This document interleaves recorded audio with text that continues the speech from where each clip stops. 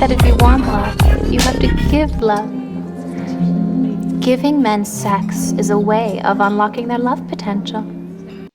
Hi, Brian. Hey, Megan. How are you today? I'm good. I'm excited for our third episode here. Yes, and we're covering the Love Witch. Yeah, and this one's a kind of an unusual one so far for us because we did Nightmare on Elm Street first, which is the horror classic. Classic. We did Night Killer, which is a different kind of classic. Oh, but it's totally a classic. Classic in my mind now, at least at this point. Oh, yeah, absolutely. I think everyone needs to see Night Killer. It's like up there with Troll 2 and, not a horror film, but like Miami Connection. I never saw that. Oh, Miami Connection is amazing. We'll talk about it sometime. It's incredible. It's one of the best, worst movies ever made. Okay. Yeah. Good to know. Yeah. And today we're talking about The Love Witch. Love Witch, which is, like I said, unusual for us because it's not a straight horror film. No, it's classified as horror, but it's definitely not like any type of a horror movie I've ever seen. It's more like a soap opera. Almost, yeah. But, by the end of it, I was like, okay, I see where the horror is. Like, I get it now. There's murder. There's murder. Absolutely murder. There's yes. blood. Oh, yeah. Little blood. Oh, yeah. And I actually found, I'll save it for later, but I think I found a comparison to another classic horror film. Okay. Yeah, like something I saw in it, I was like, oh, it's like this. Okay. That's good to know. I really like that we're doing this movie, The Love Witch, even though it's not your classic horror movie. There are some horrible things that happen in it. But before we really start, I just want to say it's your birthday. Yes. So very happy birthday to you. Thank you. And I feel like this movie goes with your birthday because the star of the movie is just like this very pretty look at woman. Right. It's funny because when I was thinking about the movie, I was like, I know other people are in this movie, but I can't remember what anyone else looks like. There's one person in this movie, maybe two, but like pretty much one person the whole time. Yeah. And I feel like you're supposed to only be about her. Yes. They definitely fetishize her like crazy in this movie. Understatement. And which is part of the point of the movie too. Definitely. Which we'll get to. Yes, absolutely. So you're saying? No, well, I want you to open your gift on camera or on film, but I also want to say, what beer did you choose? I feel a little guilty because I picked something that's a bit common. It's not very special, but it's a beer I like. It's called Voodoo Ranger Imperial IPA from the New Belgian Brewing Company. And it has a very cool hipster skeleton man on it. Yes. And you know what's funny? The Imperial is not usually the one I buy. Okay. But this just happened to be the one I got. Because again, my birthday, I was pressed for time. I was getting ready for, people coming over later, you and your partner coming over. And I got to drink this slowly. Yes, that's the one thing. That's the reason I don't usually get the Imperial is because it's a 9% ABV. That's like a glass of wine almost. It could be trouble. But the good thing about this Imperial, and I've had it before, is it doesn't have that liquor taste that high ABV beers usually have. I don't know how they did that, but it is better. I remember back in the day, like before IPAs were very popular, you could only get certain beers with the very high ABV, and there was the one with the elephant. Do you know which one I'm talking about? Yes, I do. I'm trying to remember the name of it, though. When you said tastes like liquor, that elephant beer tastes like hard alcohol to me. Is that a Sri Lankan beer? Because I think I had it at an Indian restaurant. Maybe. And it was like almost 12%. Yes. It's very high. I got to say, that was a very interesting dinner. Yeah. Do you remember it? Most of it, yes. Yeah, I don't even know. That's the kind of beer where I'm like, oh, I'll have a beer, it's fine. And then I have one beer and I'm just like, can someone else drive? Yeah. I need to go home. Right. So with the Voodoo Ranger Imperial, you got to take it easy. We'll take it easy. Yeah, because it's, we got a long day ahead of us, I think. So I love that. And Brian and I, again, have a love of craft beer, a love of women, a love of horror movies, a love of a lot of things, comics and toys. Oh my God, yes. Brian, I'm going to make you open your gift in the beginning of this. Okay, before we even get to the movie. Yes. Okay. So I want to let you know that I bought you this because once upon a time you told me a story. Uh-oh.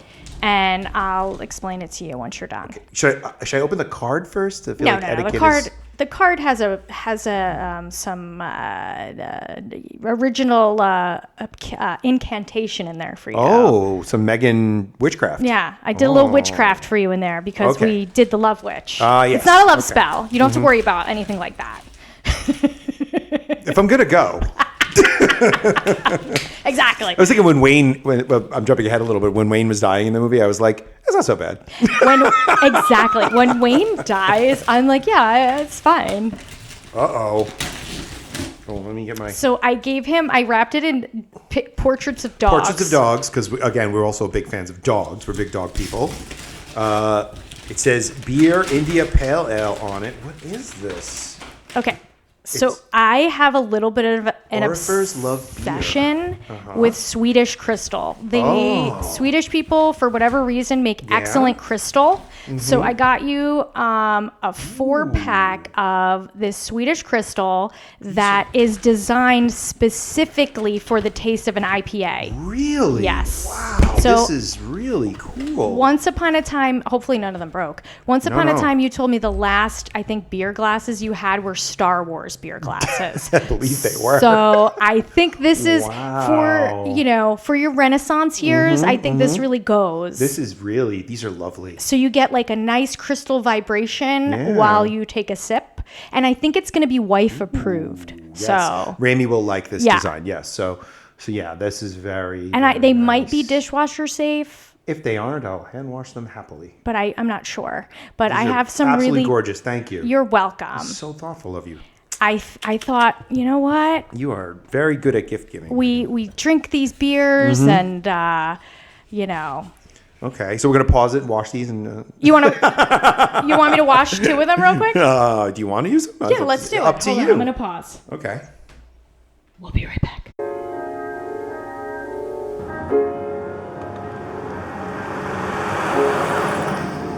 After Jerry died, the cops wouldn't stop harassing me. They couldn't prove anything. They actually thought that I killed him. Anyways, San Francisco got to be a really bad trip after you left. And that's when I remembered you had that extra apartment. Hey.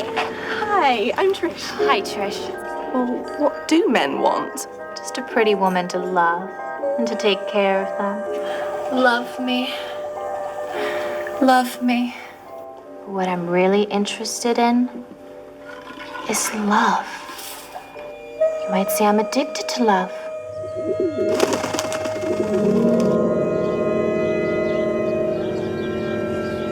You want to take a girl up there now?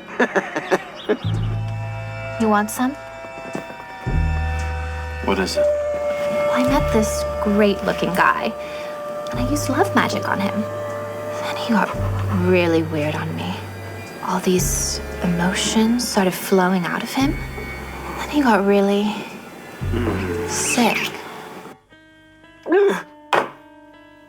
What is it, Wayne? What is it, baby? What a pussy. What a baby. Wayne. Witchcraft is just a way of concentrating energy. It can only work with what's already there. I just use sex magic to create love magic.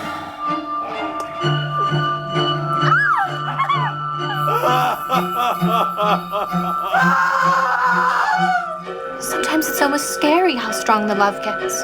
And sex magic, of course.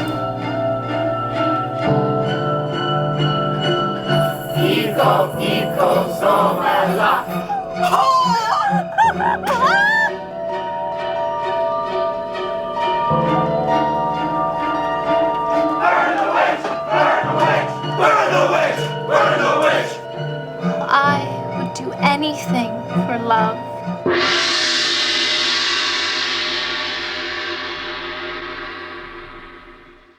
Okay, and we're back. We are back. The glasses are now clean. Glasses are clean, and we're gonna see if it's accurate. Yeah, let's if see. we can really experience the flavor. Now it makes complete sense that I bought a beer we've had before. Okay, yeah. Because now we can see if it's different in the glass, right? You know, it's kind of hard to buy beers that you haven't had before. With me, yeah. I've had a lot of craft beer myself too, but you never know. It's kind of sad. Try to do the proper pour, like really honor my English Irish heritage here. Yeah, you're doing a great job. Oh, there we go. You forgot the Welsh. Aren't you also Welsh? Yeah, there's a bunch of Welsh in it, but I have no idea what that means. I don't know anything. It means you have a really cool flag. Other than Catherine Zeta-Jones and Tom Jones, I know nothing about the Welsh. Catherine Zeta-Jones, yeah. Mm-hmm. And apparently, maybe there's a lot of people named Jones there. I don't know. Maybe. All right, you ready? Yeah, cheers. Here we go. Thank you so much. These You're are welcome. beautiful Happy glasses. birthday. Thank you. I'm a fan. Yeah, it's a good beer. It is a good beer. It is. And It's a honestly, good day drinking beer. Because I think it's so funny that we do this during the day. Right. The other title we were playing with was Day Drinking in Horror Movies. Yeah, day drinking in horror movies. I mean, we didn't necessarily think we were going to be recording this during the day, but No, but it seems that keeps it turning out. Yeah. Oh. Okay. Well, this does taste good in a glass. I haven't had it in a glass in a long time. It's quite nice, yeah. Mm-hmm. I usually don't drink beer out of a glass. I'm a lady. I drink it out of the bottle. Nice. Or the can. Or the can. All right. So we've got our Imperial IPAs. We've got our beautiful glasses. Yeah. If you want, you can open the card, but you don't have to read it. You just look at the card that I got you. Okay, let's see. Because I think it's adorable. Very nice. It's Brian going to space. There I am. I'm gonna. Yeah. He's out of this world. I've had enough. I'm taking off. It's like a little snow globe. Yeah. Nice. Ooh. And then you don't have to read the spell. I'll read that later. Yeah. Thank you so much. But of course, Brian and I are also like toe into the occult over here. Yes. Yeah. Well, that's an interesting take there's something interesting to take to this movie. Exactly. Yeah. So, and this is why I picked this one. And Yep. I thought, yeah, it's not super horror, but I thought you might like the aesthetic of it. Oh my God. I knew you were going to love the Love Witch because she's unbelievable to look at. Like, Well, you sent me a photo weeks and weeks ago before we even talked about doing the movie, and it was just a picture of her from the first scene of the movie, and I was like, who in God's name is that? I know. I just like, who's that? Only one of the prettiest, like, I don't even know. And if we go to the first scene is actually her driving, I guess, from San Francisco Yes. to Northern California even more. Yeah. And she's like in this. Do you know what year that car is? It looks it's like a Mustang. It looks like a late '60s Mustang convertible. Gorgeous. Yes, It's a red Mustang really convertible. Nice. She's Bright, smoking bright a red. cigarette. Right, always good looking. Ugh, Smoking a her cigarette. hair's not moving at all though in the wind. No. Well, they do the screen thing like they do in Hitchcock Oh, yeah. films, yeah, like the blue eyeshadow is right away. Blue eyeshadow, red lips, the whole thing. And like I said, they totally fetishize her, and that is something that comes in later, big time in the movie. And she, yeah, like you said, she's moving from San Francisco to a Northern Californian town. The name of the town now escapes me. I don't. They say it maybe once or twice. I don't I don't know. remember, but I know that the house that she's in is not Arcari, something with an Yeah, the town has like a name like that. Yeah. Yeah, like Arcata or something. Yeah. It sounds like Arcana, but it's not. It's Yes. a different word. Yeah. and she's like drives to this very beautiful historic house, like Yes. old house. Oh, purple too, of course. So gorgeous. Of course, it's a purple house. It's like a purple. I always confuse my house styles, but this, I think it looks like a Victorian house. I think this is a And it has Victorian aesthetic, wraparound porch on it, and she has one apartment in that house. Yeah. But they never show you anybody else who's living there. Did you notice that? Yeah, I noticed that. Yeah. And I thought for a minute that the woman who helps her out and that woman's husband lives there, but they don't. They don't. She They have a drives completely there. different house. Yeah. That's Trish. Trish, Right. yes, who's British. Yes. Yeah. Inexplicably British. But it's I was trying to read about that, and I think that's just random. But almost the first thing that Trish says to Elaine when she meets her, Elaine is the love witch, Yeah. is, "Wow, you're pretty." Yeah. But Yeah. that's kind of like, if you were to see this person in person, I feel like you wouldn't be able to help yourself. Yeah. You might but just be like, oh my God, you're so pretty. wow. Like, I don't care, straight, gay, whatever. You're like, you're very pretty. Well, there's a moment there where Trish is like, oh, don't worry. I don't mean anything by it. I'm married. yeah, she lifts up her hand It too. shows She's the like, I'm wedding ring. married. Yeah. And then Elaine's like, I didn't think anything of it. It's funny, no women actually hit on Elaine in this movie at all. No. This movie is very gender normative. Yep. It's very much about like your classic gender roles here. And I feel like that was part of the point they were trying to Yeah, make too. I think so. And Yeah, well, interestingly enough, this movie, it was released in 2016. We should also talk about the aesthetic just a little bit. Yeah, of course. But it looks like something that was shot in the 60s. It's like the mid 1960s. It looks like a Hitchcock film. It's absolutely gorgeous the way that they decided to film it. Yeah. Like the aesthetic that Anna Biller. The director, writer and director Anna Biller. Writer, director, editor, set designer. Like she does. She did just about everything in the movie. Yeah. Like the credits are really like one person over and over and over It took her 7 years total. Oh, really? To make it 7 years? It only took a year for filming and editing. Yeah. I was reading, but it took her years to do it because they didn't have a budget. So she literally like made all the paintings, made all the costumes. Like wow, that's amazing. Amazing. Because the paintings are really cool. yeah, except for, no offense, but Elaine's paintings are atrocious. Yeah, they're weird. They look like tarot images, but they're not as nice as they're tarot very images. they're like too whimsy filled for me. Well, and that connects to her character. Of course, she's full of whimsy. Oh She my wants God. to just live in whimsy. Right. She when she runs into Trish tells her, "Oh, I decorated the apartment for Barbara, who's somebody that Elaine knew in San Francisco." They used to dance together. Right, in a burlesque show. And did you see the way Trish looked at Elaine up Yes. and down? She was Yeah. like, "Oh, really?" Yeah. The way that these women look at each other, they're just so like disgusted by each other. Yeah, I They're like- know. It's so strange. It's very strange. And then, so they go upstairs and they go to see the apartment. And the apartment is Trish says she decorated it according to Barbara's instructions using the Thoth Tarot as an inspiration. Yes. And you actually have an example right here in front of us of the Thoth Tarot. I do. And I was going to say, do you want to pick a card? Oh boy, I feel like that's a big deal. Okay. Okay, shuffle and pick. And if you want to get rid of my energy, knock it 3 times. Is that what you do? Okay. That's what my unfamiliar psychic friend said. I'm unfamiliar with how to use a tarot. Well, we're just Okay. pulling one card, so we'll flip that over. Okay, so this is about material. Uh-oh. So you got the 4 of Pentacles, Uh-huh. and I don't know much about it, but I do know that Pentacles are what represents not only money, but anything material in your life. So Right. it's like a king-esque person. They're standing on 2 pentacles, holding 1, and then 1 is the crown. So this seems like a good card to me. Okay, so you're telling me that I'm going to get wealthy. We'll look up what this card means. So I don't know about wealthy off of podcasting, but what this card looks like to me is that you have earned what you have, and you maybe guard it Ooh, I don't know. nicely. Maybe. I don't know. This is my guess. I'm no witch, not yet. We're working on it. I'm training. We're working I'm on a it. training Witch in witch. training. Let's see. I'm gonna pick one too, just so we can get the vibe of. Oh Jesus! What's that? I got we both pulled 4s, Oh, interesting. which is weird. I pulled the 4 of swords. Swords represent Intellect and analysis. and the mind. Yep. And this one is a person who's like dead. The King of Swords? No, That's not the King of Swords. I don't think so. That's just a man. He's laid to rest.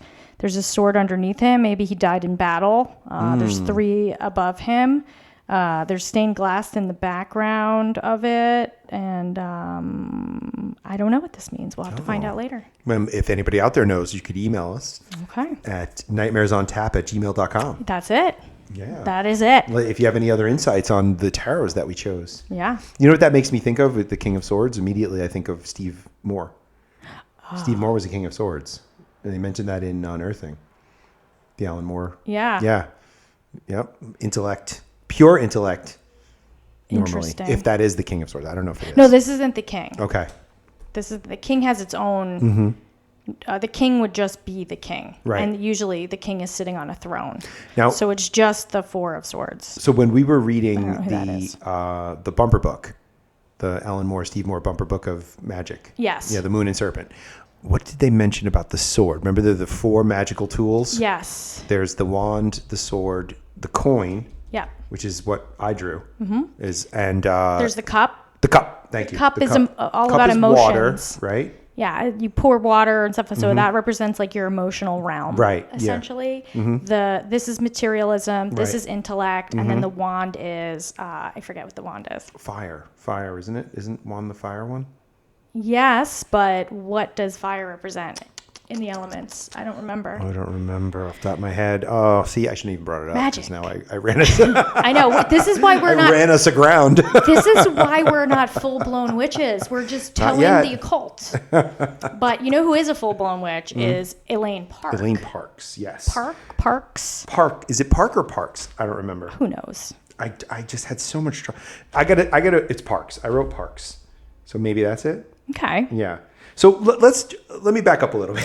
I know you're the one who keeps us on track, so it's fine. Look how your notes are all written out nicely. Mine are like all over the place. Yeah. But I did watch this movie 3 times in total. Once in 2016 when it came out, and then twice recently. It's funny, until you told me about this movie, I'd never heard of it, and it just flew past my radar somehow. And I love like obscure movies like this, but I don't know why I missed this one. I was looking up some facts about it. It was released in November of 2016. And I don't know what the budget was. You said that there was very little budget. Very little budget. But in total, during its theatrical release, it made $258,576. I think it cost more. It had to cost way more. So it probably wasn't a super successful movie. But it definitely got Ann Biller noticed, I think. Definitely. Because the direction and the art direction especially is absolutely fantastic. It's undeniably brilliant. Yeah, it really is good. Even if the acting is purposefully not good, even if like all of it, like they followed a pattern in the movie, and this would be unusual for any like people who aren't used to this kind of acting. If you don't watch a lot of old movies, they behave in a very non-naturalistic way. Like in the 70s, naturalistic acting became the sort of norm. Oh, really? Yeah, like with people like De Niro and so Travis Bickle is the norm. Well, no, not Travis Bickle specifically, but it was like a less performative style of acting. Like if you go to like I love the movie Psycho. Okay. Which will come into play later when we're talking about this. Love that. I love Psycho, but if you watch Psycho, the acting is performative. It looks like stage acting. Yeah. Then sometime in the 70s, and I don't exactly know where it starts, but I know De Niro is involved, Pacino, and a lot of those actors of the 70s. What's her name? The one who was in so many of the Cassavetes movies. Gina Rowlands? Gina Rowlands. Okay. Like actresses and actors like that. They brought a more like, this is not how people act in everyday life. We're going to act like people in everyday life. Yeah. Yeah. And so it's more believable. Right. Yeah. It's more believable. But this goes back to that older style. Okay. You know? And Samantha Robinson is especially good at it. She's so good at it. Right? The way she talks when she keeps saying like, oh, poor baby. I know. Like, who else is in this movie besides her? Like, she is this movie. Yeah. Through and through. Through and through. Poor baby. Poor baby. When the moments where she talks to herself, and we'll get to those. Oh my God. Okay. So she clearly, not only is she a witch, but she has serious mental health issues. Oh, yes. Yes. I mean, even before she became a witch, she definitely had mental health issues. Oh, yeah, definitely. So there was a lot of ideas about female glamour in this movie. Like the women are very glamorous. Fully Even glamorous. Trish, who's supposed to be like a plain Jane. Yeah, she's pretty glamorous. I thought she was beautiful. Yeah. And I liked her like little 60s jumper. Yeah, yes. She had on. Very polyester. I mean, it was full of polyester. Yes. This is the costuming in this movie is insane. But the main themes that run throughout seem to be both witchcraft attached to feminism. Big time. But it doesn't seem that there's a decision about what is overtly positive and what is overtly negative. Like, I can't tell if this movie is making fun of itself in a way, or what the commentary is about. I don't think that this movie is even overtly feminist. I think that you have to kind of see the point of view where Anna Biller is coming from. Like, if I just watched this movie without like knowing anything about Anna Biller, and like didn't know that it was like a feminist take, I don't know that I would be like, this movie is like a feminist story. There are parts that espouse a kind of feminist ideology, but it's weird because one of the male characters is one of the ones who says it later. And look, when we get to that scene, I'll You're talking point about the detective? No, I'm talking about Guyan. Oh my God. Barbara's husband? Guyan. Are they married? I think they are. Yeah, I think that they might be too. Yeah. So Elaine arrives at this house and she's setting up a new life. Yes. Because apparently her life in San Francisco fell apart. Because her husband Jerry. left her. Left her. Yeah. And he had a real 60s look to him too. He was a weird looking guy. He was a weird looking guy. Like for that to be the guy that she's obsessed with, I was like, that guy's kind of strange looking. I mean, he had nice eyes. Yeah. Don't get me wrong. But he's just kind of like, you know what he reminded me of? He reminded me of 100 like Brooklyn hipsters that I knew. Yeah. Right. The big puffy hair and the 70s clothes and like the way his face is structured. Yeah, but some of these guys that one guy she picks up in the park, he's not all that attractive. Oh, Wayne? Wayne. Yeah. We'll get to him. I don't think she's that into looks. I mean, Right. she's all about how she looks. Oh, definitely. But I don't know that like she's looking for, I don't know, a certain aesthetic besides just feeling a certain way. I think she's looking for a feeling. Yes. The idea we get about her early on is that she's in love with the idea of being in love. Yes. But not necessarily what love actually is. Exactly. Right. I don't know that she knows from love what love is at all. Like No. I was thinking about this today actually while I was walking my dog. What would she do if her husband got sick? What would she do if she got sick? Exactly. Yeah. Or if like, I don't Yeah. know, something tragic happened or Yes. something like that. Like those are the moments in a long-term relationship and where you're like, okay. Yeah. Like that's where like love I think comes into play because Yeah. this amorous, this like affection that we have between each other, like yes, that's there and it's exciting and stuff like that. But Yeah. like when you're living in everyday life, Yeah. it's not like that. Yeah. Well, Maybe for some people it is the way that she wants it. I think it was Daniel Tosh who made the joke that everything changes in a relationship when you share a bathroom with somebody. Yeah. Yeah. Yeah. So And you're very lucky as a couple if you don't have to. right. That's why I have that bathroom downstairs. Yeah. So she moves into this apartment, and then they keep cutting back and forth. Well, actually, this is during the drive between Jerry dying. Yes. He's like choking. He drinks something and he's choking. Get the Yeah. idea he's poisoned. Yes. And her being initiated into a coven with Guyan and Barbara. Yeah. So she basically And everyone else is naked. everyone's naked. There's so much nakedness. We get female frontal. We get male frontal. There we are get it so all. many wieners in this movie. A lot of wieners. A lot of wieners. And it's all like hippie guys. Yeah. Like all like hip, big bearded, hairy hippie dudes with their wieners out. Exactly. Yeah. No one's even thinking about it. Basically. Yeah, maybe I'm not cut out to be in a coven. I was thinking it's like how often do they meet is what I was thinking. Yeah. They're standing a lot in circles. You know, like is that male witch head? Is he having sex with everyone or just the women? Oh, we get to that. Yeah. Yeah. There's a whole thing with that. That's very strange. Women and girls, Women and girls. dancing for women and girls. That's Yeah. like he's a really weird guy. One of the things that's going through her head when she's driving up there, remember she gets pulled over by the cop Yes. at one point?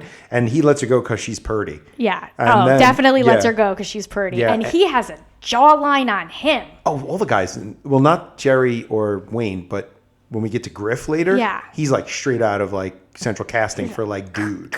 Yeah, that jaw, right? So anyway, Griff She and keeps the thinking cop to are the herself- same person.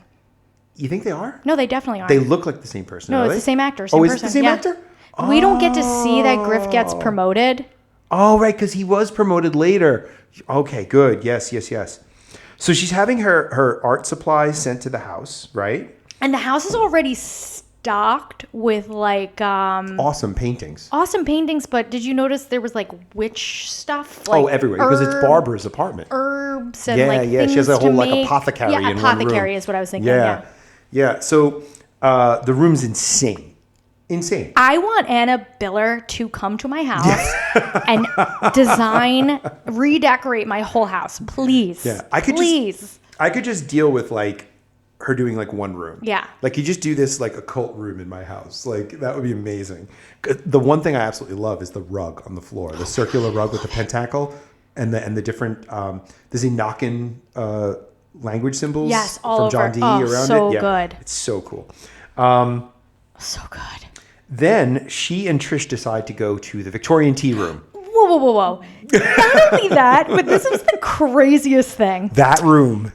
That's a real place. Is it? Yeah, I looked it up. It is a real place. It's part of a hotel. I kind of have to go. It's a dining room in a hotel.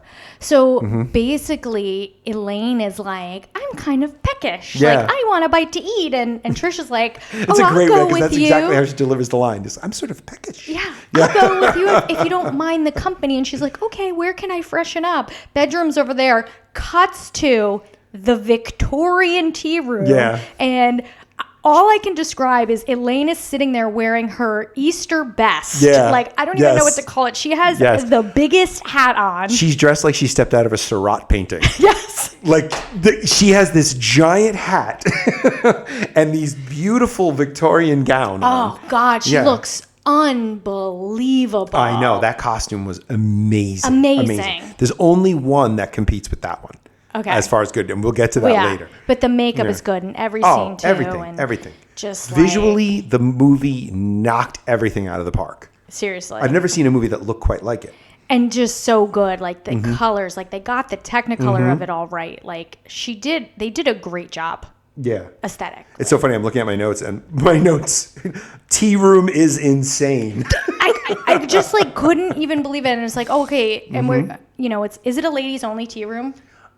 It looks like it is, but Richard walks in later. I know. And does she say, like, oh, you're not supposed to be here? Yeah. This is for ladies it's only? ladies only. Oh, yeah. So. And Richard's not British. Trish is just randomly British. Randomly British, yeah. And Just I guess maybe that's just okay. The best actress, yeah. So Elaine is telling Trish about her ex-husband, Jerry, and about how they... Who left her. Yeah. But we saw him die in the flashback, yeah. And then she says she was reborn as a witch. Like, she went through this initiation. She died and she was reborn. Yeah. And then there's a harpist who is playing, and she is like right out of a J.R. Tolkien dream. Fully. Like, she's got the white gown. She has the laurel with the flowers on her head. I was like, oh my God, that is so crazy. Like, that's so perfect. And then she's like singing a song about Elaine to Elaine. Yes, and it sounds like something you'd see and in a Tolkien they're like just book. staring at each other, which is really weird. Yeah. And Elaine is telling Trish, we need to give men what they want. La, tra, la, la, la, dee, da. I dreamed of a fairy lady in a strange land. She captured the hearts of all the boys and men. She wore a gown of pink and purple roses. It was so tra-la-la and so la-di-da. Where were we? Men. You said we need to give them what they want. Well, what do men want? Just a pretty woman to love and to take care of them and to make them feel like a man and to give them total freedom in whatever they want to do or be. But what about what we want? How are we going to be equals with men if we keep catering to all of their needs? I think that if you want love, you have to give love. Giving men sex is a way of unlocking their love potential.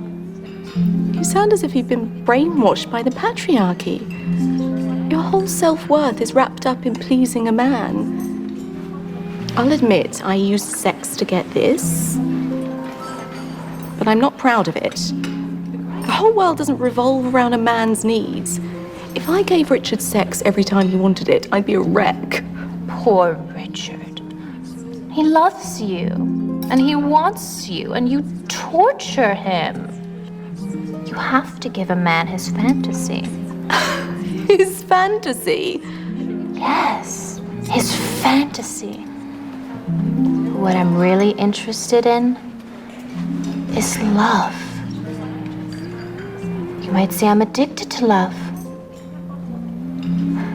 I wonder if all women feel that way. Yeah. If you want to be the right kind of woman. Poor Richard. Poor Richard. Is what she says. I have that written too. Poor Richard. Yeah. And Trish is like, oh, if I gave him what he wanted, I would never get anything done. Yeah. Like, if I gave Richard sex every time he wanted to have sex, like, what is my life? And then Elaine literally just responds with, poor Richard, he loves you. Yeah, you should be better to him. And it's like, she wants, the idea of that she's putting forward is like, women should be just a fantasy object to men.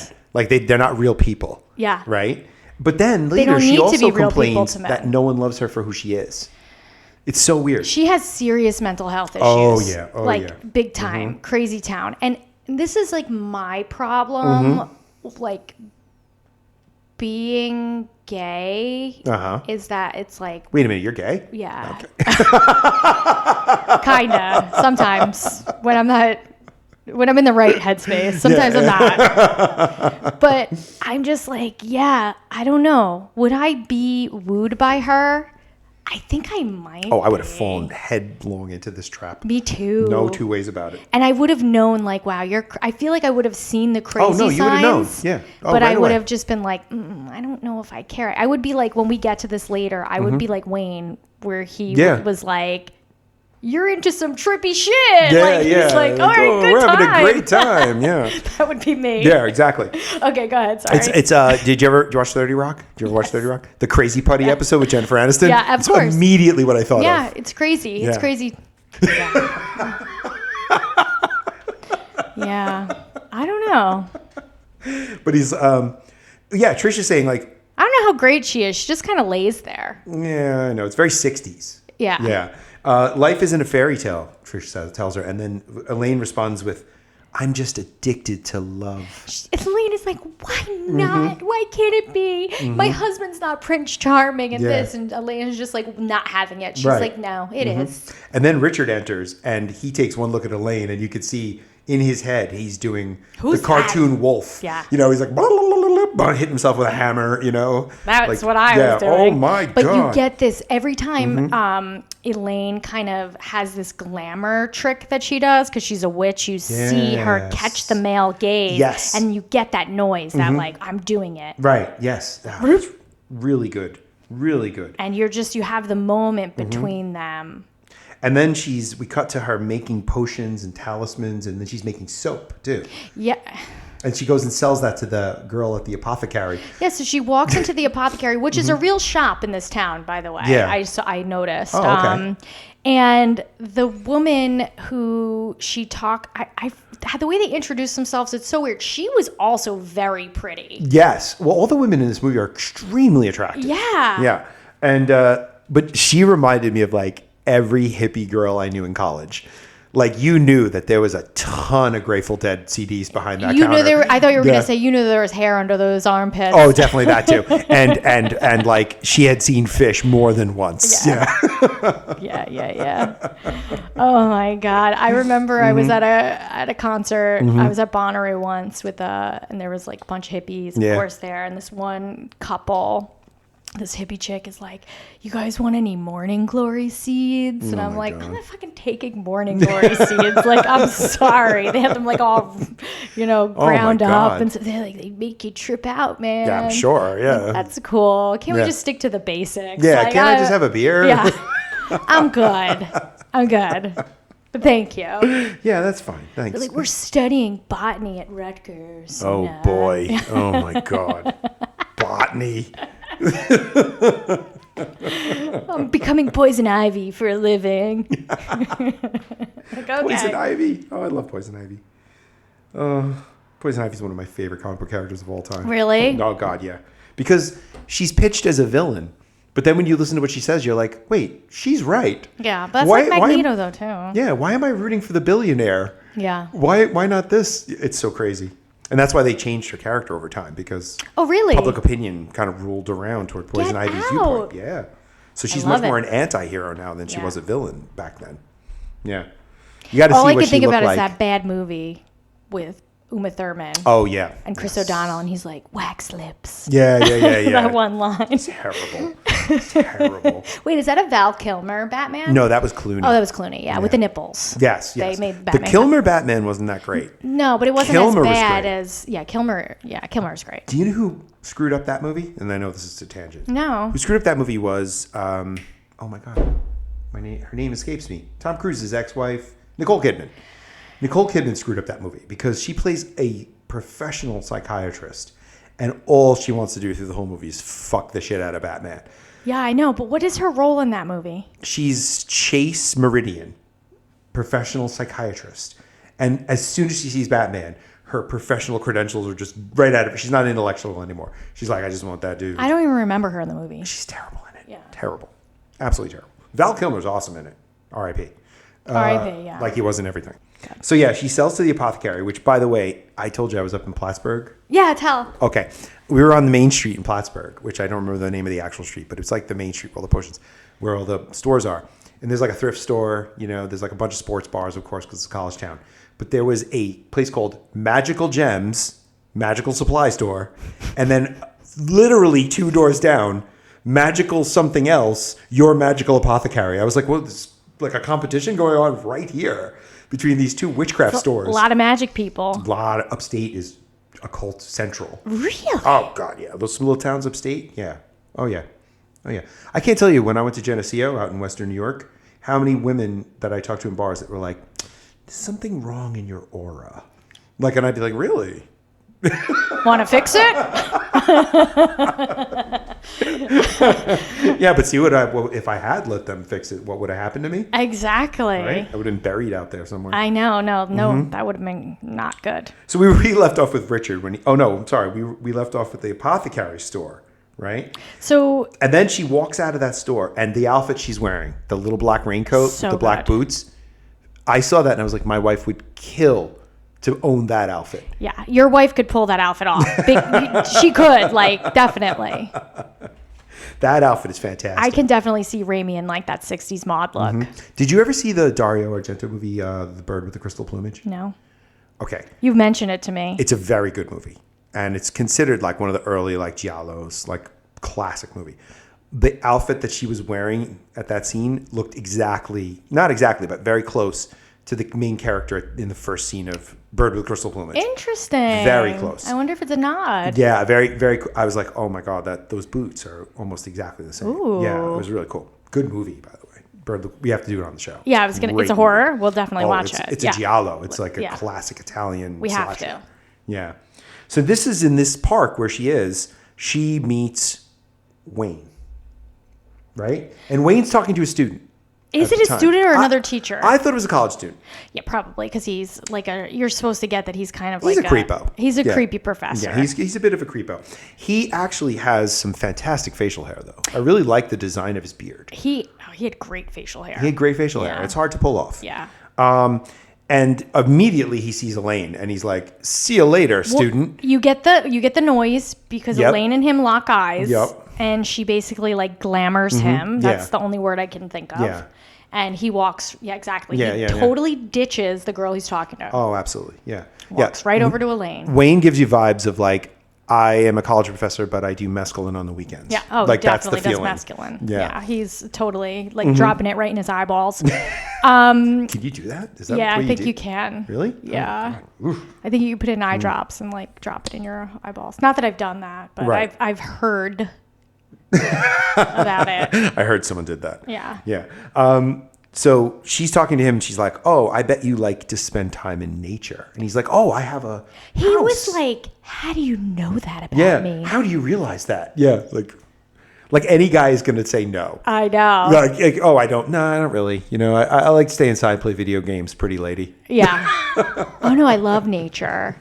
You know what, pretty lady in the park? I'm going to show you my comic book collection.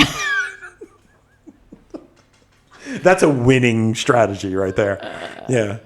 No, of course. Oh but my it just so God. turns out that Wayne does have a house in the woods. Yes, but how she gets him to like be like, him to say yes is he was talking to her. Yeah. And she was like, "Oh, well, do you want to take a girl up there right now?" And he was like, "What do you mean?" Right. And she's like, "I'm new." And he was like, and he was worried about it. And then she was like, "I'll cook you dinner." Yes. And he was like, he laughs, cool. and then he was like, "Let's go." Yeah. And I have to tell you that if a woman said that to me, that I will cook you dinner, I would be like, absolutely, let's Of go. course. Let's leave right this fucking Absolutely. second. Yeah. I'm starving. Are you kidding me? Of course I want someone to cook me dinner. As someone who looks like you to cook me dinner, yes. I don't care if it tastes like shit. She's literally throwing herself at him. Yes. Yeah. Like she should have just stood up on the bench and jumped into his arms. Like that's how obvious And she's like being. eating a sandwich. It's like she doesn't really eat. Oh, She yeah. takes a bite of a sandwich and then she feeds the rest of it to pigeons. It's funny because there's something about her weight that gets brought up later. Yes, I know. And Yeah. I'm like, I'm to believe that she was fat. No, Yeah, I I don't believe think it. so. I know, I But think- we're supposed to believe that. Yeah.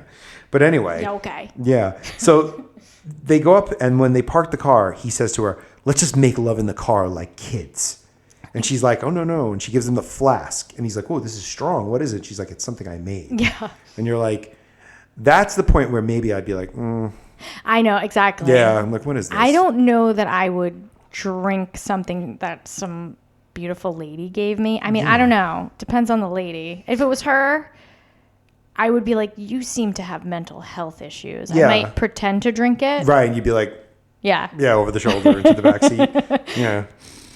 So he's a professor, and she mentions like, oh, you must be like a libertine. I know, and because what is he teaches 17th century literature, French and English literature. Oh, so yeah, it's like Marquis de Sade and that whole crowd. And she says, you must be a libertine, and he loses his mind. Yeah, He's so excited, couldn't even believe that she knew that word. Right, yeah, he's just, there's fireworks going off in the back of his brain. His lizard brain is like, ah. Yeah. The way I think of it is when that happens, men become in their minds. Do you remember? You might be too young for this. I'm so young. But there was a commercial for Samsonite luggage when I was a kid that had a gorilla throwing a suitcase around a small room. No, I didn't. To show how tough the suitcase was. Okay, that sounds like a fun commercial. Yeah, in his head, he was that gorilla, just like just throwing suitcases around the room. Oh my God! Just there's no thought anymore.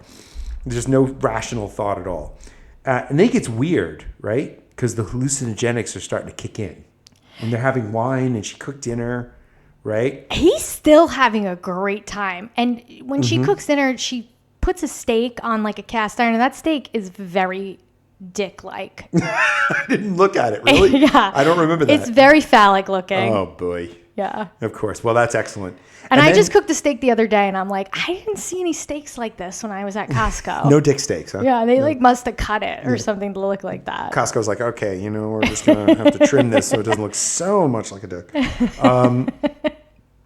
And then she opens her coat, and there's a rainbow inside.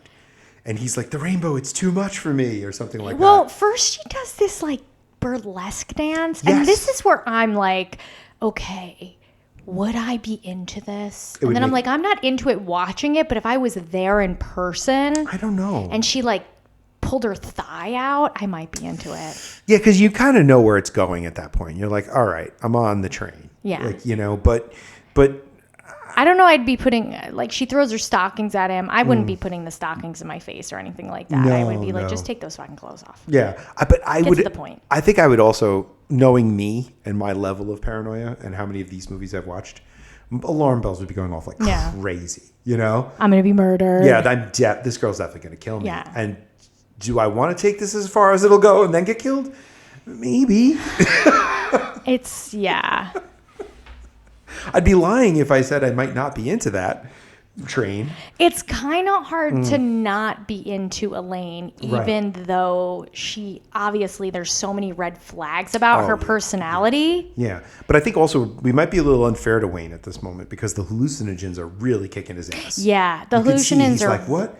What's going on? Yeah. She's like, I always line my clothes. So all of your clothes are fucking lined with rainbows. Rainbow insanity. Yeah. And it's not just like a nice looking, like it's not even like a cool 70s aesthetic looking rainbow. No. It looks like a fucking circus rainbow. Like it is like a clown show. So they make circus tents out of. Yes, exactly. Right. And then they have sex.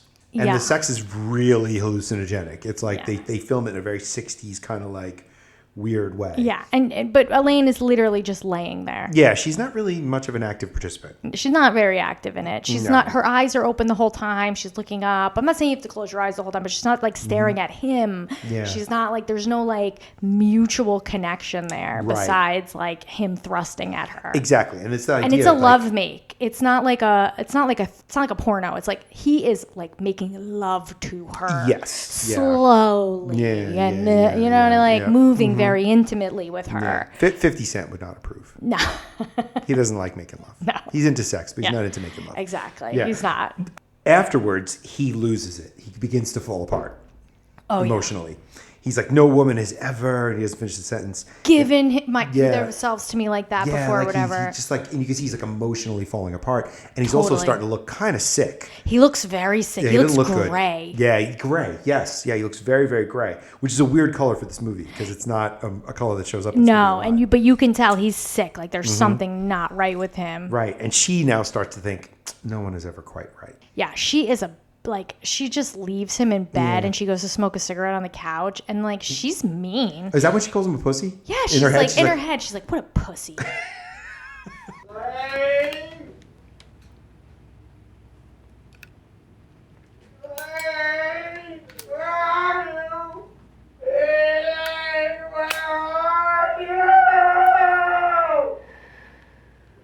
What a pussy. What a baby. I thought I'd found a real man, but he's just like a little girl.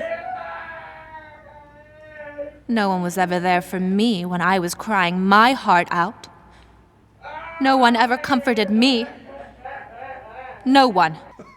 If he hadn't been poisoned and was acting that way, I might have agreed with her.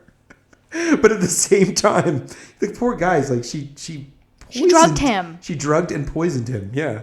And he's literally falling apart, right? And she was just so mean. And then she like goes back to him and acts like she's like, I'm never going to leave. I'll always be here for you. I'm like, you poor baby. This is when I'm like, she is really unhinged. Yeah, she's psychotic. Yeah. And this is where my idea from the other day pops in. I was like, oh, wait a minute. She's like Norman Bates, right? In a way, she is like Norman Bates. She doesn't switch personalities. No. But she's not dressing in those clothes or anything like that. No, but we're following somebody who is obviously mentally insane, who doesn't see any of the morality of her actions at all. And I was like, oh, that's where the horror is. That's where the horror is coming from. Fully. She's fully unhinged. She's unhinged, but like she sees the horror in everybody else's behavior. Yes, like but not her own own behavior. She's just oblivious to it, and she gets called out on it later, which we'll get to. And she was literally like, "I don't know what you're talking about. Yeah, completely shocked. You are a predator. You're." Well, we'll get to him. Yeah. So then the next day we see tampon wig. These are my notes. I have next day tampon wig breakfast. Yeah. So so he dies, and we're led to believe that he dies of a broken heart.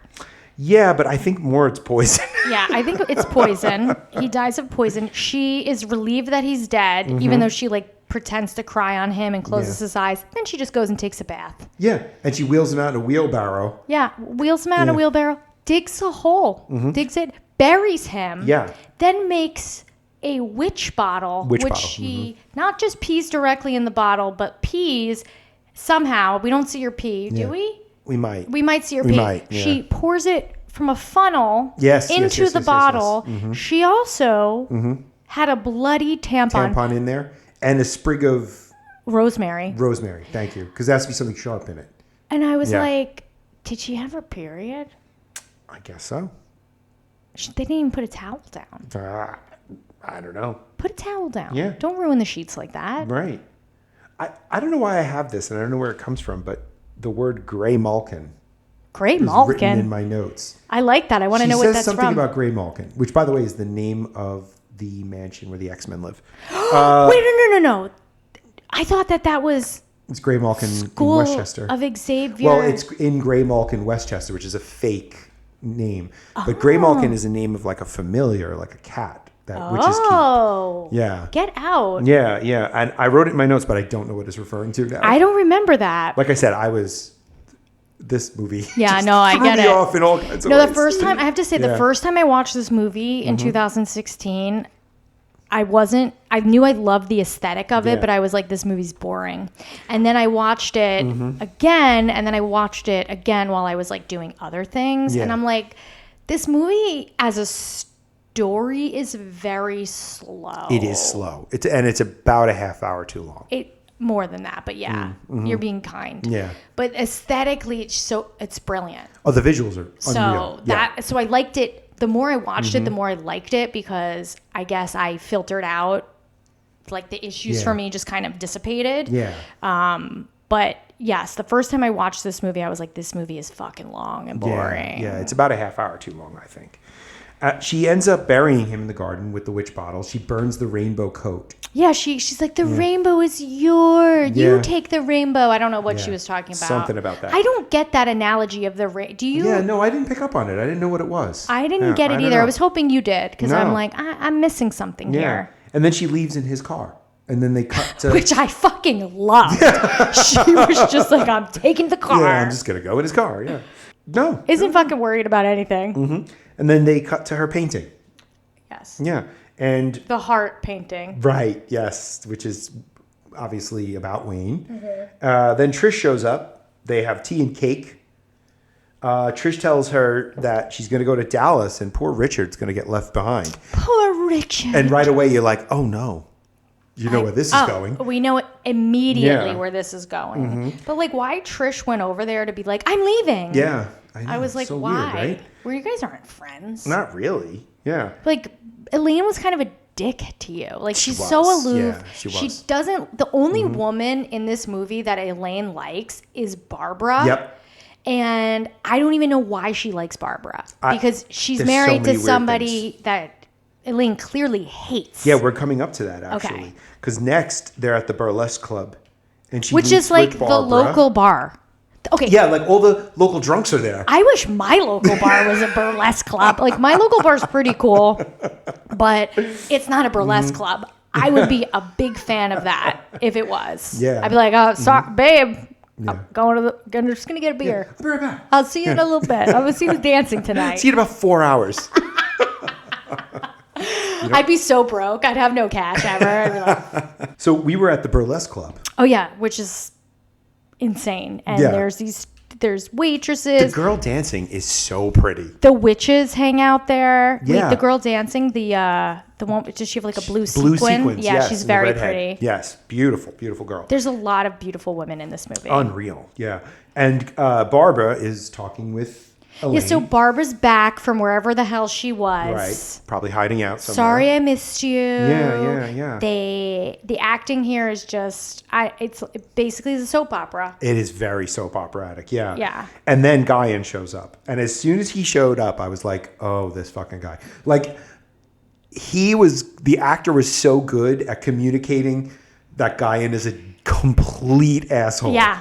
You're No, he like, played that archetype so well. It was so like, good. He nailed it. Yeah. Nailed it. I hated him immediately. He As was soon a as he fucking showed up, I was like, sleaze. fuck this guy. Yeah, sleazeball. But fuck this guy, but also like, I don't know what to say. Like, these women are there with him. Exactly. Like, I don't know what to say. Yeah, so what's happening He's there? no Charles Manson. No, he certainly isn't. No, he's not even an Aleister Crowley. He's, So they're talking about love spells. And Guyan says, oh, you have to be careful with love spells. Well, yeah. Oh, no, wait. I forgot. Sorry. No, it's okay. When he greets Elaine, that weird kiss thing he does. He kisses her womb. He kisses her womb. He kisses her heart. And then he goes to kiss her lips and she turns her face. And that's when we know, like, she cannot stand does not this like guy. him at She all. fucking hates him. But, like, the only woman she's ever nice to in this whole film is Barbara. Barbara, yeah. His wife. Yeah. The witch. Right. So, I don't know, like, that's her tie to the coven. She knows she needs the coven. Yeah, maybe. She has this closeness with Barbara for Right. some reason. Yes. You know what? I'm talking about it, but it doesn't even matter. Mm-hmm. It doesn't matter at all, actually, in the film. So Yeah. And he tells her, he's the one who says, you have to be careful with love spells. I heard you discussing love spells. You do have to be careful, Elaine. Love spells never work the way you think they will. But on a lighter note, it's wonderful to see you, Elaine. What's it been now, a year? We must celebrate this reunion of dear friends. Thank you, Goddess everywhere, for the blessings that we share. Blessed be Pariah. Go home, witches. Go home. And we're like, well, obviously, because she fucking killed Wayne. Yeah. Right? And then they talk about small towns and how they're mad. Like, some guy in the background is like, witches go home. I know. You're like, well, okay, weird. Like, Yeah. Like, witches are like a thing. yeah. And then the twins show up. Star and Moon. Very pretty twins. Very pretty, but this was so strange. Like, there was something so predatory in the way Guyan was acting, and it's so subtle. But you're like, actually, we're going to do sex magic tonight. Sex magic. Yeah, he's talking about how they teach sex magic. Yeah. Yeah. And of course, and he like leaves that one for last. And he's Yeah. like, and of course, sex magic. And Elaine is like, oh, you're still teaching that? Elaine, okay, this is what I don't get about this movie. Yeah. Besides the whole like period thing, like I understand why they're like, the aesthetic is 60s, 70s, and like it's modern. Yeah. What I don't get is that Elaine, she's acting like she hasn't seen them in like, I don't know, 10 years. Mm-hmm. It's been a while, maybe. It's been a year or less than a year. Right. Yeah. You're still teaching that? Like, that's their bread and butter. That's how they got you, girl. Exactly. Like, exactly. Yeah. How do you think they're getting these girls? They're teaching They're magic. teaching magic. Yeah. Right. I remember, I'm just looking at my next note. It just says, Guy MC's full of shit. Yeah, he is. He really is. But like, this is the thing that always kills me is like men who look like that and just are surrounded by beautiful women. I'm just like, I wish. Yeah. What the fuck? Yeah, right? It doesn't make any sense. Why can't I look like I do and be surrounded by beautiful women? Like, where's my beautiful You're women? too hard on yourself. No. I'm just saying, like, it's a trope. Yeah. Like, there are these guys who look like that. Have you ever watched a Bollywood movie? When I'm like, what the fuck do you look like? Have you ever watched like, you don't even brush your hair, guy. And, like, you have the hottest women at your feet. Have you ever watched a Bollywood movie? I have. All the women are gorgeous. Fantastic, gorgeous. All the guys look like my Uncle Ray. Yeah. With the mustache and the swept back hair. They all look the same. I was like, what is going on in India? It's a trope. It's like a worldly trope. Mm-hmm. How about like the trope of like Russian men and like beautiful Russian women? Absolutely. All the Russian men look like me. And the women are all Heidi Klum. Yes. Yeah, you're like, what's going on? What the fuck? Yeah. But here's the weird thing about Barbara and Guyan. They're the ones who make sense as far as the feminist philosophy goes. They do. Because Guyan is like the male archetype is the hyper rational stoic male. Fully, and that's kind of him. But like he's using this other sex magic. I feel like he can toe the line between both. Like he is sort of speaking in a hyper rational way to talk about these things that aren't. Do you know what I mean? Like I suppose, yeah. Okay. Mm-hmm. Like I feel like he's saying those things and he's living this, I don't know, like he's sort of still being this hyper rational stoic man and then talking about these other like feminist ideals and philosophies, appreciating them, but sort of using the fact that he is this like hyper rational person to control these women. So then we're back to the idea of him just being completely full of shit. I think he is completely full of shit, but honestly, when I really, really think about it, him and his wife, they know what they're doing.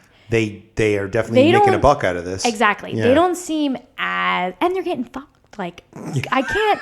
Like, he's getting his rocks off for whatever hot young woman he wants. He's got those blonde twins. And, like, obviously his wife doesn't care. His wife's a babe, too. Yeah, Barbara's very sexy. So, Elaine, she is, in a way, crazier than these people are. Oh, definitely. Like, definitely. He's a fuck, he's a schmuck, whatever. But like, she's worse. Yes. Like, I almost feel like she's worse. Well, that's the funny part is like, he's saying all this stuff about hyper rational stoic men. That why is that the ideal? And men should just be allowed to be whatever they are. And then she, like Elaine, is like, oh yeah. But she started to hate Wayne as soon as he wasn't stoic. She turned the table. She she doesn't want to, even though it's like she doesn't want to have to be held to this feminist ideal, but she uses the feminine ideal. And then if the man doesn't live up to the masculine ideal, like she really does just want a Prince Charming fairy tale story. Like, and if she doesn't get it. No, she's delusional. Totally. Yes. Totally. So, I can't wait till we get to the her in the bed. Yeah. Oh, that's this part right now. Okay, good. Where she's masturbating, right? And she's I don't know if she's fully masturbating, but she's certainly rubbing her body. I think we're supposed to get the idea that she is without actually showing it. Okay. Without being just overtly pornographic. And she's hearing Jerry in her head criticizing her for being a poor housewife. Yeah, but Jerry is like, I love you, babe, but like, you really got to be more careful. Yeah, like you the have to house. Take care of the house. The house is gross. Dinner was late. 3 days this week. Oh, I found unforgivable. I found a hot dog under the bed. That would make me upset. What the fuck? Now, I don't think of myself as of course I don't. No man does. No man thinks of themselves as like, oh, why isn't the house clean? But if I found a hot dog under the bed, I'd be like, come on, what are you doing? Yeah, and if you didn't put it there, like it's not you eating in bed, leaving a hot dog. Like, I'm sorry, the hot dog was mine. Yeah, like. Why was the hot dog in the bedroom? I don't know. What was going on? I don't know. Hot dog's a little thin to do anything with. No, who knows? Just saying. I'm just saying. Coming from someone who's never masturbated in their whole... No, I'm kidding. So, and like even if my partner would never do this because she's not like that. But if I was cleaning the house and there was a hot dog under the bed, I would be fucking pissed. Yeah. But I would also like laugh. I'd be like, what the fuck? Yeah, why is there a hot dog? Was it under an the bed? accident? Yeah, what happened here? Right. It's a very random. Well, I imagine he's like sleeping at night. He's like, what's that? What's that? Ew. It smells like hot dogs. Ew. Right? That house must have been disgusting. Right, yeah. So she can't keep up with it. But like, why is she masturbating to all this? I don't know. And then she hears her dad. Like, you get the idea it's her dad's voice because he says, I have a crazy bitch for a daughter. And he calls her fat. Drunk. Yeah. And he calls her fat. He's like, oh, you could lose some pounds or whatever, And then Jerry talks about, oh, you've lost, she hears Jerry's voice, oh, you've lost so much weight. You're so hot now. Hot now. Yeah. Which is, what a shitty thing to say to anybody, It's a touchy subject. And then we cut to Guyan. We hear Guyan, you need to have perfect love and perfect trust. And then we see her like, naked initiation. Yeah, naked initiation. We see what happens to her and she's obviously like upset. When she lays on the altar, and they do the initiation where they stab the cup over her stomach. Yes, that's that idea of like, it's a weird initiation ceremony. I was trying to like make sense of it. Apparently, and I didn't read that much about it, but I looked a little bit. He does. Do you want me to pause? He does take. This movie does take like real. Like that's like a real ceremony that they're doing. I imagine that they were going into Wiccan ideas. Yeah. Mm-hmm. I don't know what the ceremony is, but that was like a real representation of whatever. Yeah. You know what's fun about Wicca is if you look into how it started. Did you ever read up about how it started?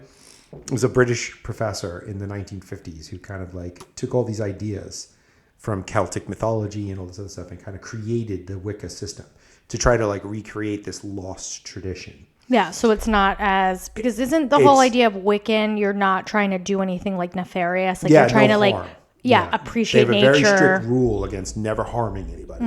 And one of the very serious beliefs about Wicca is like whatever you put into the world will come back to you.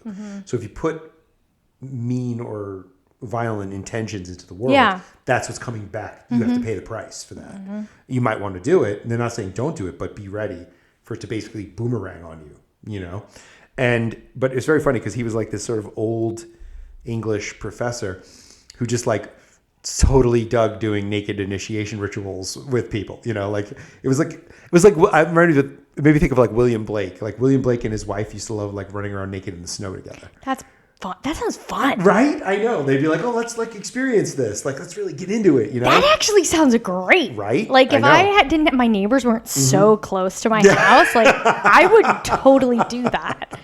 I mean, I do have to say this is like maybe TMI, but sometimes TMI. Okay. Oh well. When it's dark out, we have a little hot tub. Oh, nice. And once I'm there, sure. Why not? Being in water naked is awesome. Oh, absolutely. Yes. Fully awesome. Yeah. I agree. But I wish I could run around the snow naked like that. That would be fun. I'd be cold, but it'd be fun. My brother-in-law and I and one of our friends once got a little bit drunk one night, and it had snowed pretty heavily. Ooh. And we said, I wonder what it'd be like to make naked snow angels. Nice. So we did it. So your butt hit the It snow. was terribly Yeah. painful. Like I'm literally, sure. it was you feel like the burning. just. I'm definitely going TMI here, but like, yeah, it burns, and it burns on certain areas much worse than others. Yeah, I'm sure. That first sitting down before you lay down is quite an experience. Yeah. That's okay though. That's okay. Yeah. I really want to go to Finland and get beat with twigs. I know I've said this before. Oh, I but know I that. want I to know be that. in this Yeah. really cold. That spa system they do. Yeah.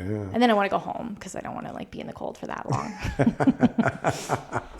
So you were saying you were looking at this initiation. Yeah, you get to know that she's obviously resenting Jerry. She Yeah. resents Guyan. She resents her dad. She just you kind of learn about her trauma.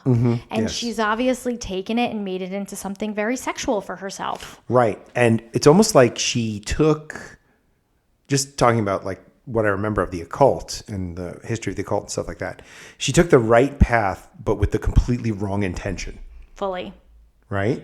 This witchcraft stuff may have been very good for her to recover from certain things, but she used it in a terrible fashion. Oh, she was like, oh, I want the power. Yes. Absolutely. Yeah, she just went in all wrong. She's dark side of the Force. Oh, she's fully a Sith. Yeah. The love Sith. The love Sith. I'm into Sith. Nice. it. Fully. Now we cut to the police station and we start to meet some new characters. Yes. We meet Griff Meadows, Sergeant Griff Meadows. And okay, this almost is like a porn because yes, the cop with the Corinne, the lady cop. Yeah, that beautiful, can I get beautiful. you coffee? She's so beautiful. She's gorgeous. Yeah, gorgeous. And are we going out to dinner? Yeah, like she was just like flirty with him. Yeah. And He's. I'm sorry, it was Connie. Not Connie. Corinne. Yeah. Her his jawline is so good. He She's looks so like hot. a comic book character. Oh, he does. He looks like a drawing of Fully. Superman. He's got great hair. He could play Superman. Absolutely. And then his Steve is maybe his partner. We think We're led to believe. Yeah. And Shelley, the student from the park, shows up to talk about the disappearance of Wayne. Shelley, yes, she does. Right, Wayne Peters, the professor, tells them about Elaine and how all that stuff went. Right. And I just have to call out that Connie is the only black person in this whole film. Yes, she is. And she doesn't have a historically black aesthetic either. No, she's very kind of white looking. Right. Yeah. It's funny. It reminded me of I just had to say that because I know commentary on popular feminism. Is there's not enough black people involved? Yes, exactly. It leaves out people of color. It's true. It is true. Yeah. The funny part about that is the fact that the black character is named Connie. It made me think of. Did you watch Orange Is the New Black? Yeah. Black Cindy. Yeah, Black Cindy. Yeah, the only Black Cindy in the world. I was like, Black Connie. Black Connie. Yeah. Okay. But even though I think Anna Biller, her mom is Japanese and her dad is white. Okay. So, yeah. I'm not saying I wouldn't go as far as to say there's something racist in the No, film. I wouldn't say it either, but it's one of those things where it's the most popular feminist books and movies and things like that. It tends to be very white. Yes, and Steve, the partner, is also a black guy. Oh yeah, Steve is a black guy. Okay, there are two black people in the movie. Two black people. Which is better than 90% of all of Woody Allen's movies. Fair point. Yeah. Fair point. Yeah. Yeah, and to be somebody from New York to make movies right? Just saying. Yeah, just saying. There's a lot of black people in New York. You know that there's black people. Right. Yes. You are aware of black people. Yes. So then the cops go to the cabin with Shelley to figure out what happened to Wayne. Which I also thought was weird. Very odd. Why would they bring her? You don't bring witnesses to crime scenes. I know. You don't do that. Yeah. And then that also felt what's the time period? We know it's modern time. Trish has a cell phone. It looks like the 60s, but it's not the 60s. Yeah. And I feel in the 60s, maybe the cops would do something like that where they're just show us. Maybe. Small town. Yeah. All we have to go on for the 60s is old movies. Yeah, so, exactly. Yeah, we don't know. We don't know. But there's a bad smell in the bedroom. It's all the rotting food. Oh, yeah. They walk in and immediately they're like, ugh. Yeah, and they find the remains of the potion. Then they find the grave with the witch bottle on it. Now, mind you, if you haven't seen this movie, it looks like a grave. It looks like there's a full human body mound. and there's a mound. Yeah. Yeah. Yeah, it looks like a burial mound. And she did not break a sweat at all. Yeah, she didn't. Or get dirty. She definitely didn't bury him 6 feet down. There's no two ways about it. Yeah. That's why the mound is so high. Meanwhile, Elaine. Oh, Sergeant Griff is like, we're gonna have to dig, Steve. Yeah. And Steve like goes and Griff just gets his shovel out. And they're like, Yeah. to the girl, they're like, you better go to the house. Yeah, you better go to the house. Because she starts crying. Yeah, you don't want to see this. Elaine is having dinner with Richard, Trish's husband. What a surprise.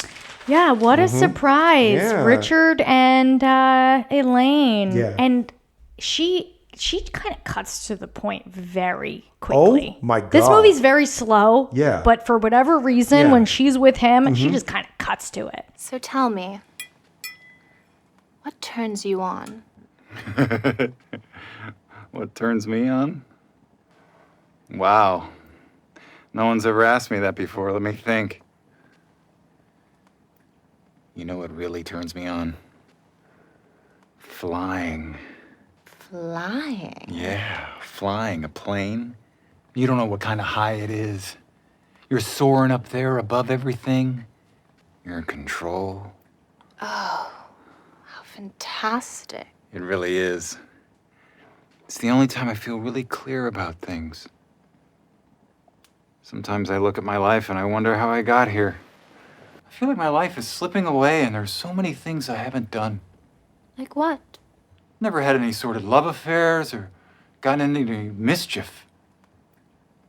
I used to watch those old Steve McQueen movies, you know, the ones where they'd rob a bank or something, and I'd fantasize that I was one of those crazy kind of gangsters with a sexy, messed up girl in my arm.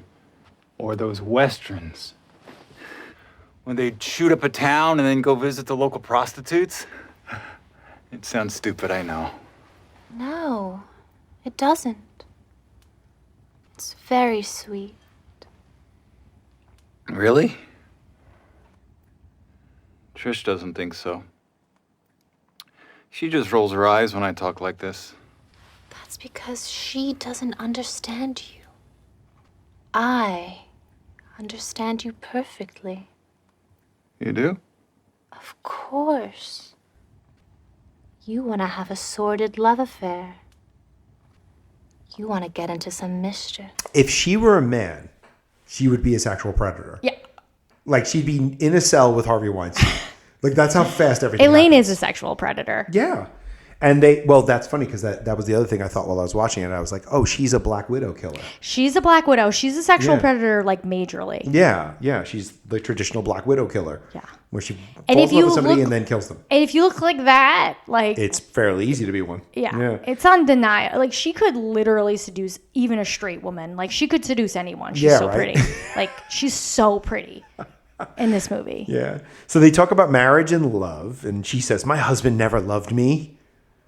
And then she gives Richard a drink from the biggest wine glass you've ever seen in your life. A goblet. Yeah. It's a fucking goblet. Yeah.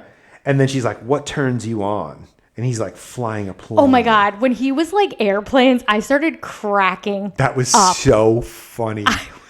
Like he could have Airplanes. Is I'm he like, a pilot? Is that the idea? It's so funny. You were like, is he a pilot? I'm Yeah. like, is he on the spectrum? It's like, I'm really into trains. That's so funny because I thought the same thing. Like he could have been like model trains. Yeah. You want to see him? He's totally a Sheldon Like, Cooper. you're flying in the air. I Yeah. got that he travels for work. See, I was wondering what that was because I didn't know if he was a pilot. Because if this was like a 60s callback, like pilot was like the sexy dude. But that is sexy. Like go ahead. Yeah, like Put on your airline clothes. pilot, you're like a sexy dude, Yeah. you know? That's why Leo in Catch Me If You Can imitates a pilot. Oh, yeah. Right? So, yeah. But, okay, so where is it? Oh, he's like, I feel like my life is slipping away and there's so much I haven't done. Right? You like have an affair. And all he talks about is movie fantasies. I know. He's like, I want to be one of those cowboys that rides into town and Yeah. like, I want to rob a whatever. Yeah. Do this. I like also she rolls her eyes at that moment. Like he doesn't see it, but she goes like, "Ugh." Like you She can see is her. so and this is what's so shitty because she knows she wouldn't even be into him. No, she doesn't like him. She didn't even like him. No, as a she just person. wanted to get him. Yeah. Right. And she says, She's like, Trish is gone. Trish doesn't understand you. I understand you. Yeah, I understand you perfectly. Red flag. Yeah. Right away. Every man in the world who was drunk enough would fall for that line. You think? Oh my God. If you were hammered the way she just dosed him. Oh, true. She dosed him. If you said, your wife doesn't understand you, I understand you.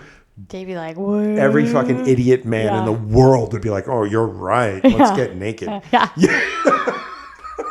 You're right. And she's not here anyways. Let's go. Yeah. Oh my God. This was, I felt like, though, even though she wasn't into him, she was the most,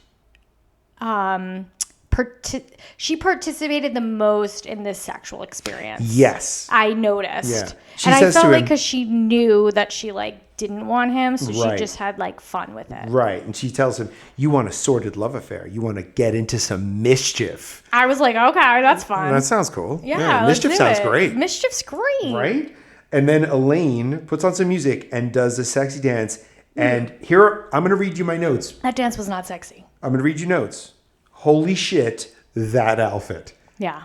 The lingerie that she reveals. It's not a great dance, but that lingerie she reveals on her. Oh my God, so good. I was like, oh my fucking God. I know. Like, any guy in the world would be like falling apart at that moment. I'm falling apart at it. I'm like, I've never experienced anywhere wearing those garter clips. Garter clips? Like, please, someone. I need to be in a room with a woman who has that on. Please. And then at one point, for the love of God, he says to her, "Who are you?" And she does the title drop. Well, she's like, "I'm the love witch." It's the first time we really hear her laugh too, and she has a great sort of maniacal laugh. I liked the laugh here, and she says, "I am the love witch." Yeah. Yep. I love a title drop. She just announces it. I'm the love witch. Not even a love witch. I'm the love witch. The love witch. Fully. Right. And this is one of my favorite parts because this plays into one of my favorite tropes of 1960s horror or sci-fi films. Because here's where Sergeant Griff Meadows, goes to see the professor. Oh, yeah. This is a trope in every 60s sci-fi monster horror movie. Really, you got to go to the expert. God, this is what I love about that freaking John Carpenter movie that I love, Prince of Darkness. Oh, well, the best thing about Prince of Darkness, and we are definitely doing Prince of Darkness. I love that movie. Is that all the main characters are geniuses. Yeah. They're all it's just super smart people doing super smart things. I love that. I do love that too. But yeah, the professor though is right out of the Rocky Horror Picture Show. Fully. Yeah, he's like, well, witchcraft. And he was like this, and he was pointing. Yeah, it's so good. I love that. From Godzilla to them to all the other monster movies, it's the best when they go to the professor. I love this, and he's like, witchcraft is everywhere. Yeah. They tried to eradicate it and stomp it out, but in big cities, it's really with the liberals in big cities are all falling for it, Yeah. And then I was thinking to myself while I was watching it, I was like, where are the covens near us? Is witchcraft in this movie code for gay? But it's not. It's not. This is the straightest movie I've ever seen in my life. But they were like, it's everywhere. The big cities, it's infested. Because usually when you hear that kind of fucking nonsense, they're talking about gay people. Exactly. And as gay as this kind of thing could be, this is literally the world's straightest movie. Yeah, but it's so heterosexual. But it's crazy because I could imagine both gay men and gay women watching this movie and liking fucking loving every second. Fully. This is one of the queerest movies I've ever seen. But without being queer at all. Yeah. Which is strange. And this is why, by the third time that I watched this movie, I liked it more. Yeah. Because I was like, it's just fun. It's campy. It's fun. But it's not overtly that. Yeah. I think it took me a minute. No, but when you do see it, you're like, you can't stop seeing it. Exactly. Right. Exactly. Yeah. And the eyes, they have so many good close-ups on Elaine's eyes, and it's either purple eyeshadow or blue eyeshadow.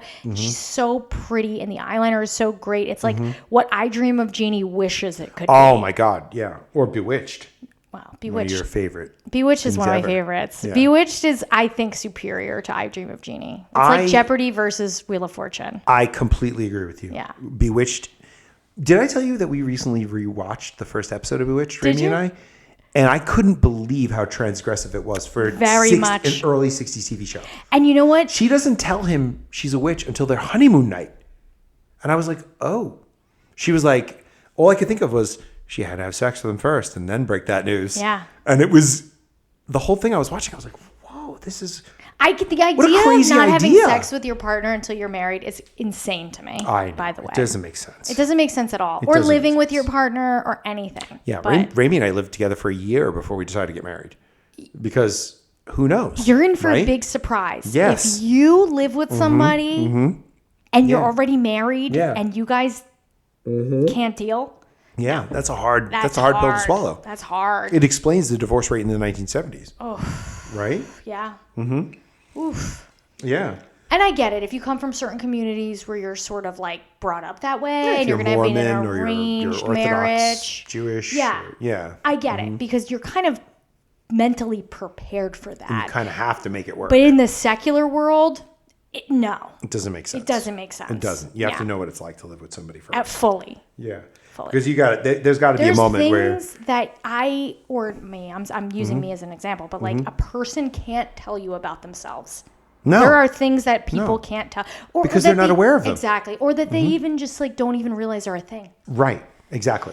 Yeah. There are new things that Raimi's annoyed about me every day. That's being married. It's being married. So now we cut to... And yet she'd be there for you if you were in trouble. Or probably. Oh, fully. You know it. So now we cut to a witchcraft ritual in the woods, and everyone is naked.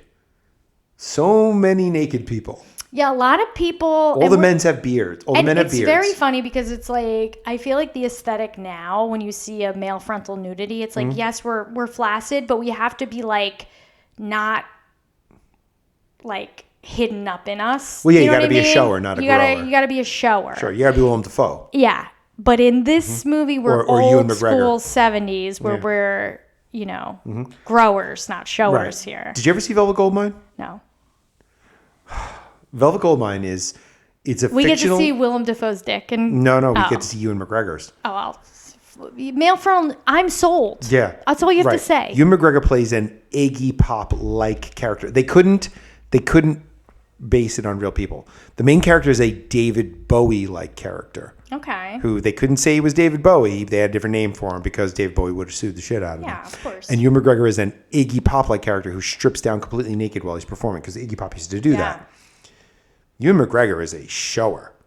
I'm sure. He is a display model. Good for him. Good for him. And he's very handsome. He's such a cute guy. He is very handsome. He is so cute. I love Ewan McGregor. Name a movie that he's in that I don't like, because I don't know any. Even Moulin Rouge I like. See, I wasn't a big fan of Moulin Rouge when I saw it, but I understand why people like it. It's aesthetically very pleasing. It's beautiful. And he has a great voice in it. Yeah, he's good. He's just a great guy. Nicole Kidman. Mm-hmm. You know, I'm a big Star Wars fan. And I was making my way through the Star Wars movies again. Mm-hmm. And I was watching Phantom Menace, which is the worst. He's Obi-Wan, right? Yeah. As a young Obi-Wan. Yeah, young Obi-Wan. But it's the worst Star Wars movie ever made, the first one. But when he shows up in film, I was like, look at that fucking jawline on that guy. Right? You're like, look at that guy. He's fucking fantastic. And then in Velvet Goldmine, by the way, he has... I haven't even heard of the movie Velvet Goldmine. At the end of the movie, I don't want to spoil it for you, there's a sex scene between him and Christian Bale. No fucking way. I swear to God. Him and Christian Bale have sex? In the movie, yes. Okay. That's how the movie ends.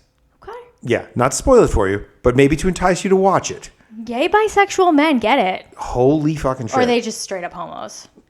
We're not quite sure because the movie's about glam rock in the 70s. No, it's bisexual. So everyone's like just jumping back and forth constantly. We just have sex with everybody. Yeah, right. Yeah. Oh my God. Yeah, not like it used to be in ancient Greek. Yeah. Let's just fuck everything. I had a friend in college who said we should get rid of the word bisexual and just call them friendly. Yeah, why not? I kind of like that. I'm just very friendly. Yeah, I can identify as that. Like, I am just very friendly. I'm happy-go-lucky. Yeah, sure. So yeah, now we're in a ritual where everyone's naked. Yeah, and they're dancing in a circle, which is, I also like, look, I do like the occult and I do like this stuff. I'm not necessarily a joiner. Me neither. And I'm a solo practitioner of anything. Yes, exactly. Yes. Or like a duo or Yeah. like a trio, like something like that. Or like a small group. Yeah, Maybe 4 max, right? A double date, if you will. Yeah, sure. You know what I Something mean? like that, Something sure. like that. But I don't see myself like being in a group of people naked. I'd be like Elaine in the background. Yes, that's where she is. With my red dress and just watching. Fantastic red dress. Oh, fucking amazing. That's what I wanted. I wish I dressed a little like, I tried to dress a little like 70s. Yeah, you tried to bring the feeling out. Exactly. Because I love to dress up. But I really wanted this red dress. And I'm like, God, I don't have anything like this. Crazy.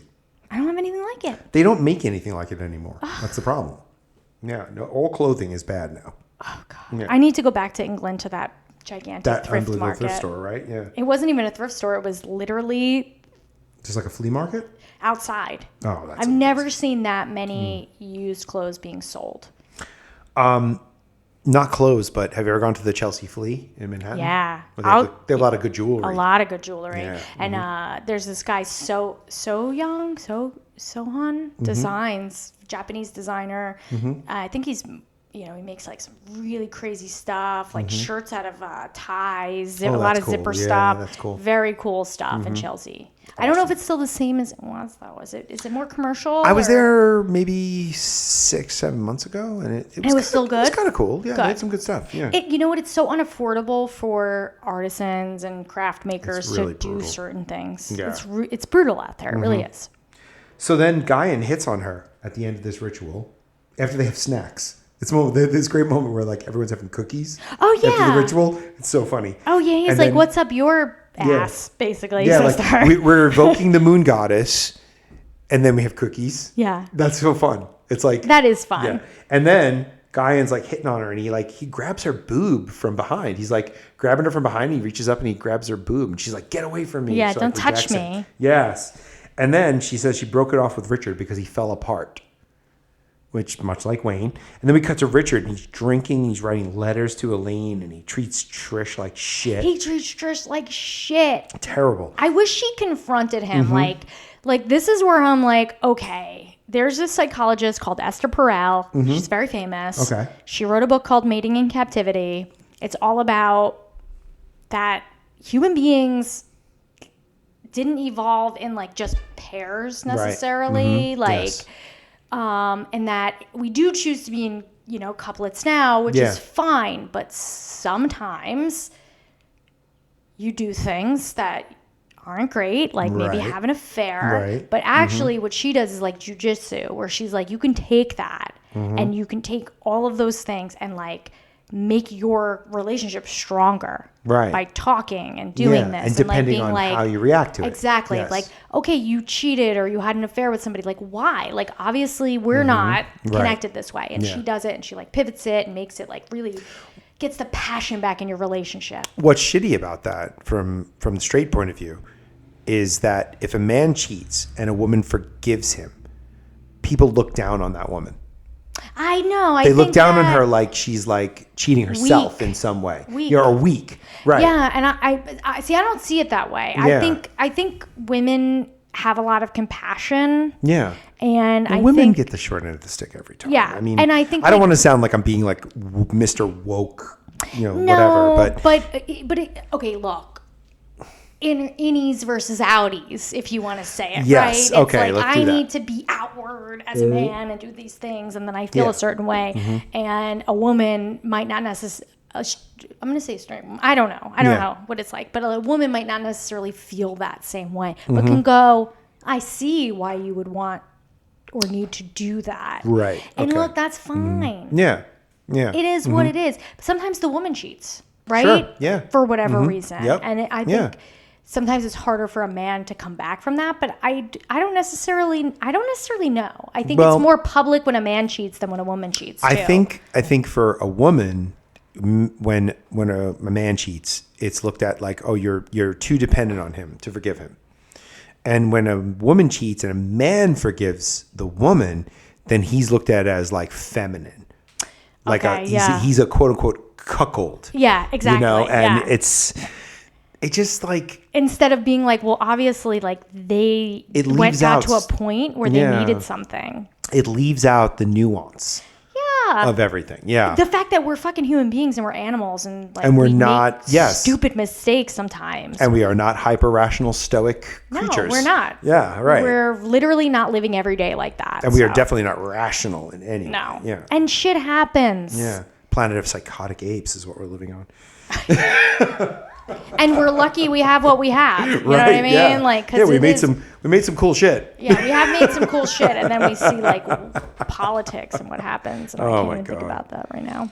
Yeah, but Richard is drinking very heavily. Richard is like, and he collapses. Really loves it. He collapses into a chair, weeping. Trish goes to bed. This guy reminded me of somebody that we both know. Really? Named Chris. Chris. The guy who does the labels.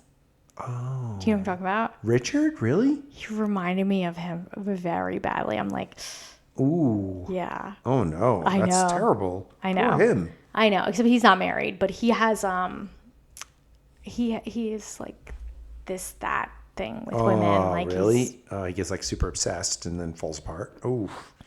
Big time. Yikes. Yeah. And he's like tall like that and kind of has a similar head shape. Yeah. It reminded me of him. I was like, oh my God. Yeah, that's crazy. Is that guy.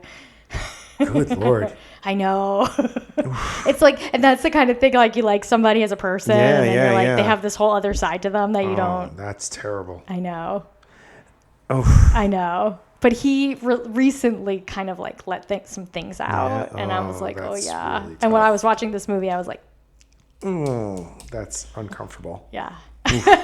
Brian, you're so gentle. I hope he doesn't hear this. No, I know. He won't. Don't worry. That's uncomfortable. I like him so much, too. I know. He's a really nice guy. He's a great guy. Yeah. Oh. Now we're at the apothecary. Griff goes in to question the shopkeeper. Who, it's so funny. Because she doesn't like him immediately. It's so funny. She's like so anarchist. She's like, ew, police officer. I know. I'd kind of be like that too, though, I think. But it's so funny. He's like, have you ever seen this before? And he holds up like the witch bottle with the tampon in it. And she's like, no. Mm-hmm. No. And then, have you ever seen anything like it? And she's like, yeah. Yeah. She's such a pain in the ass. Yeah, I have. Who could have made this? I don't know. Yeah. Well, this one woman makes them. Well, she gives up Elaine eventually, right? Yeah. Almost immediately. Yeah. And then we cut to Elaine making potions. There's a knock at the door. She's dressed in, this is my favorite outfit. She's dressed as a scientist. This is my favorite outfit. No, but under the lab coat, she has on the little halter top with the baggy pants. It's like a Hawaiian 60s look. It's like a sexy Rhoda outfit. Yes. Right? She looks so fucking good in this outfit. Right? She looks like sexy Rhoda Morgenstern. First of all, I love Rhoda Morgenstern. I have a shirt that's all Rhoda. Nice. It's Rhoda. Young people out there, do yourselves a favor and watch Rhoda. All it is joke after joke after joke after joke after joke. It's so good. Rhoda is... I'm a Rhoda, not a Mary Tyler Moore. Like, fully. Yeah. I can see you as a Rhoda, too. It was a spin-off of Mary Tyler Moore. I love the Mary Tyler Moore show. Mary Tyler Moore show is great, but it's no Rhoda. And we are way off on a tangent here, but I love Ted Knight so much. I cannot tell you how much I love everything Ted Knight ever did. Okay. Oh, my God. He was the narrator on Super Friends. He's very funny. He was the narrator on Super Friends. Great voice. Fantastic voice. He was on the Mary Tyler Moore show as the idiot... he's a weather? Anchorman. Oh, Anchorman, yeah. Yeah. And then Too Close for Comfort, where he was a cartoonist. He was a comic book artist. Oh, in the 80s. Fantastic. Fan-fucking-tastic. And on his tombstone is his IRL, real-life tombstone. His real-life tombstone is his real name, then Ted Knight, which is not his real name. It was a stage name. And his catchphrase from Mary Tyler Moore. But instead of hi, guys, it says bye, guys. It was so good. I was like, oh my God, I fucking love Ted Knight. Oh, that's so sweet. Right? No, Mary Tyler Moore was a game changer of a show. What a show. Changed television. Yeah. And it's so funny because it does really fit neatly with this movie. Fully. The clothing, absolutely. Like it's right there. Because she does look like a sexy Rhoda Morgenstern. I love Rhoda. I'd marry Rhoda too. I know that was like a big thing. Was Rhoda supposed to be gay?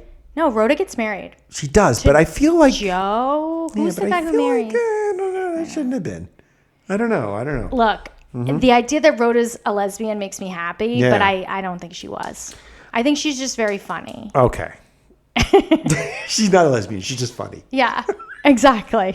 Rhoda is very fucking funny. So the interview between Griff and Elaine at this part is so funny.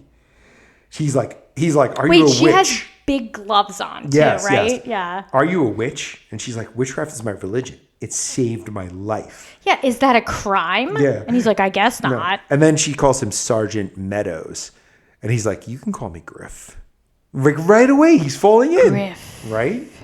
What kind of name is Griff? Griffin? Griffin? It must be Griffin, right? I Like Griffin guess. Dunn, the actor? Yeah. So they both feel like they've seen each other before. Because he pulled her over. Yes, but she's like, oh no, you're a knight of wands. You're the man in the cards. Yes, the man in the cards. You're my destiny. And she's like, but if you're going to be my destiny, you have to love animals. This was weird. And he's like, I love animals. I have a friend who has 2 horses. And to like horses, I was like, this is weird. Not even Okay. like, I have dogs. It's because it falls into like like horses. It falls into like little girl fantasy Oh, territory. you're right. We're like, I love horses. Horses are pretty. Horses are pretty. Yes, they are. There's objectively, But yeah, you're right. Like objectively, they're beautiful animals. But little girl toys, little guy horses, exactly, like My Little Pony. I want my man to bring me horses. Yeah. Like, that's like exactly right. This So, next part of the film, this is where it really This- becomes unhinged it and gets unwound. really It gets fucking weird. crazy. So they're riding horses and they're flirting and kissing. Good. Okay. This And is they hear fucking music. Wild. Okay, they're dressed in all white. The Both of them are outfits dressed in are all insane. white. They hear like Who has those outfits ready to go? fugue music. Is that Yeah. what you would call it? Yeah, it's like medieval fugue. And Yeah. then there's a random, do you want to say Renaissance fair? I was going to say it's a Ren Fair, which is the nerdiest activity in the world. And I am involved in tons of nerdy activities. But Ren Fairs are the nerdiest fucking activity yeah. ever. Not to put anyone down. I'm not making fun of anybody. But dude, come on. No, I'm sorry. You know what? I'm wrong. There is one thing nerdier than a Renaissance Fair. Magic the Gathering? No. Even nerdier than that. Civil War and reenactments. Okay. Yes. Okay, I'll give you that. Everyone is having a fucking great time. Okay, so They are they're out of laughing their mind. hysterically. I'm like, what the? I was getting annoyed at them. I'm like, I mean, why too. are they fucking I was like, laughing? why are you having such? This doesn't make sense. You're all on drugs. They're all on mushrooms. That's what I was thinking. Like everyone was on mushrooms. They're Yes, I was thinking giggling. that too. They're on mushrooms. Yeah. They're like the plants are talking to us. They're telling us everyone's- jokes. They're giggling at everything. Everything. I just wanted to punch them. Me too. I was terrible. It was like I was irritated at them. I'm like, shut the fuck up. This isn't fucking Punch and Judy. And oh, look at this. It turns out who's hosting it? Guyan and Barbara. But like Elaine still acts like I can't believe this is here. Yeah. And when does Griff ask her if she knows these people? And she's like, kinda. Kind of, yes. Bitch, you're in a coven with them. Right, yeah. And then Guyan and You Barbara. fully fucked Guyan. Like, you don't know him? I think you do. I think you do. They host the Battle of the Oak and Holly King. Oh, okay. This is very like to This is very Wiccan. Wiccan. This is very taken from like Celtic. Yes. Where the Holly King in the fall replaces the Oak King of the summer. He defeats the Oak King and the Holly King compete for who controls the year, and they take the Green Lady as their bride. Right? And they're not talking about the Green Lady from Manhattan, right? No, not her. Not her. And then the Jester proposes a mock wedding. Yes, like he And would. The Jester, as soon as I saw him, I was like, this guy escaped from the Batman 1966 TV show. Like, that guy is totally a Joker henchman. He was probably looking at the caricature. So, do you know Commedia dell'arte as a style of not acting? really, Okay, no. so Commedia dell'arte is like an old Renaissance, like Italian Renaissance, Yes. which happened before So like the rest Pagliacci, the clown. yeah, and like that stuff. all of that Yeah. is basically you're playing a caricature of something. Right. So in Commedia dell'arte, the jester would be called a Zani. Okay. So it's like a clown basically Yes. or whatever. And then there's the lovers. Yes. There's all these different roles that you Sure. play. So, but it's acting, but there's no lines in commedia. It's like improv, but you're a character. Right, yeah. So they call it like the hardest thing in the world to do. Right. Uh-huh. I mean, I don't know. Maybe. But that's Harder what I than was. Shakespeare. I don't. Yeah, I'm not I sure. don't know about that. But like, this is all I was thinking is like acting class, Yeah. like doing Commedia dell'arte, Ren Fair, Yes, Jester. Okay, we're gonna do it's a mock wedding. It's a mock wedding. But come here, we're gonna change your clothes, and we just happen to have And a they're costume. laughing like fucking idiots while they're taking their clothes off. I would be so annoyed if I wasn't also on mushrooms, Right? And like everyone around me was laughing. I'd be like, shut the fuck up. What the fuck are you laughing at? It's so funny because Stop laughing. like I try to I try to be so positive in my outlook on so many things, but then when something like this happens, I'm like, oh my fucking God, knock it off. Like, especially when they start singing the love song in the next scene, I was like,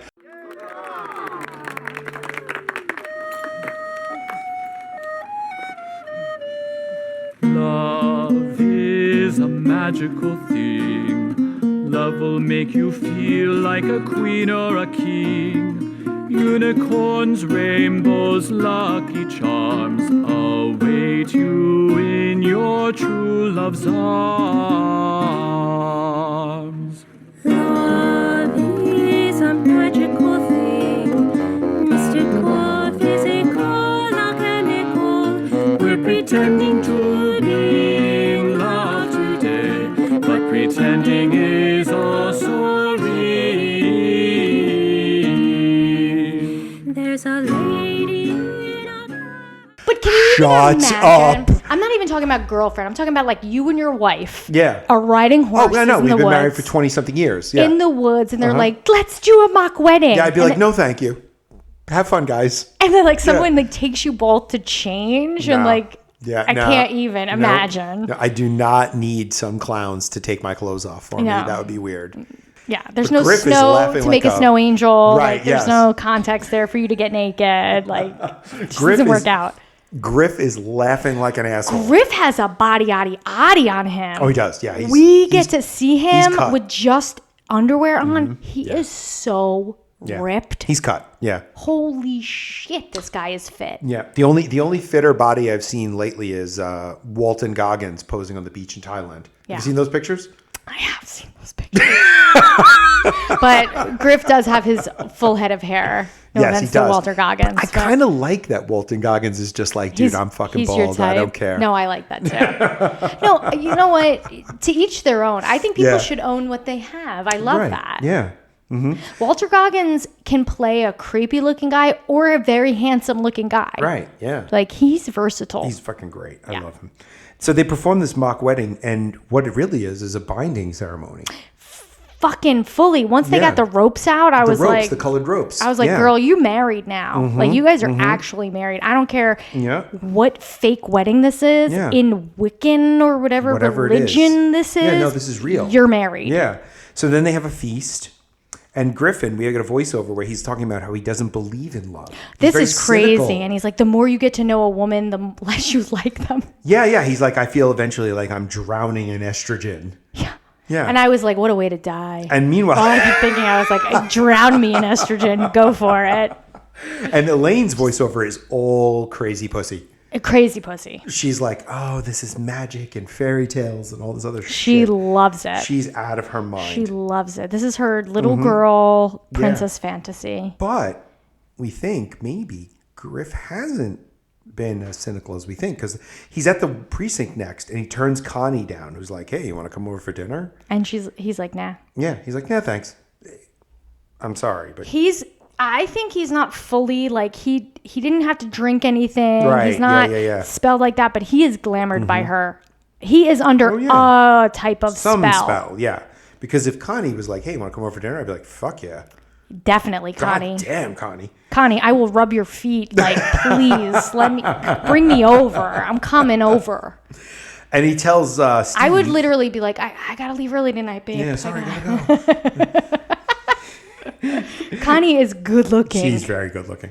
And then Captain wants to leave the case alone. He tells Steve, "No, we're not going to bug these witches." Steve is annoyed. He's so pissed to the point where they get into Steve a fight. is right.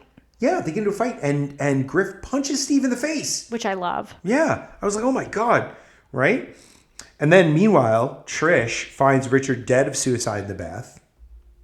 Which I felt really bad for Trish. It was pretty bad, yeah. Because I felt like she was trying to give him space and maybe... Yeah, like you can work it out on your own and I'll be there when you get back. Yeah, it's too bad Trish didn't know how to like do like an unbinding spell or anything like that. Yeah, she didn't know what was going on. Yeah. And they do a great crash zoom on her mouth when she's like, "No!" I know they do. I love crash zoom. Trish gets crazy though. Yeah. Well, she meets Elaine in the tea room. Trish blames herself for not being a better wife. Of course she does. I should have been his fantasy, Elaine, like you said. You were right. Yeah, right. I should have just given him my pussy every day. She knows he had an affair. She wasn't about to divorce him over the affair. This is what I'm saying about Esther Perel. Like, yes. Okay, he had an affair. Like, we still have to go on with our lives now. Like, like when you commit to someone like long term, it's like you're in. So that means like, even if your partner does something dumb as hell, you have got to be like, how are we gonna fix this? My only argument would be is if you feel like you're going to do that, maybe discuss it before it happens. Yeah, because you never know what's going to come up. You don't. Someone might be like, "All right, if that's what you need to do." You never know. Look, I've had conversations and I've been surprised when partners have been like, "All right, go for it." Yeah, sure. Yeah, you never know, right? And then she says, if I found out who he was having an affair with, I would rip her to pieces. And then Elaine... Yeah, but Elaine is so Teflon at this point. I don't even think she's gushing about Griff. Yeah. She's basically telling this widow, you're not going to believe the guy I'm in love. Yeah, right? You're like, you dick.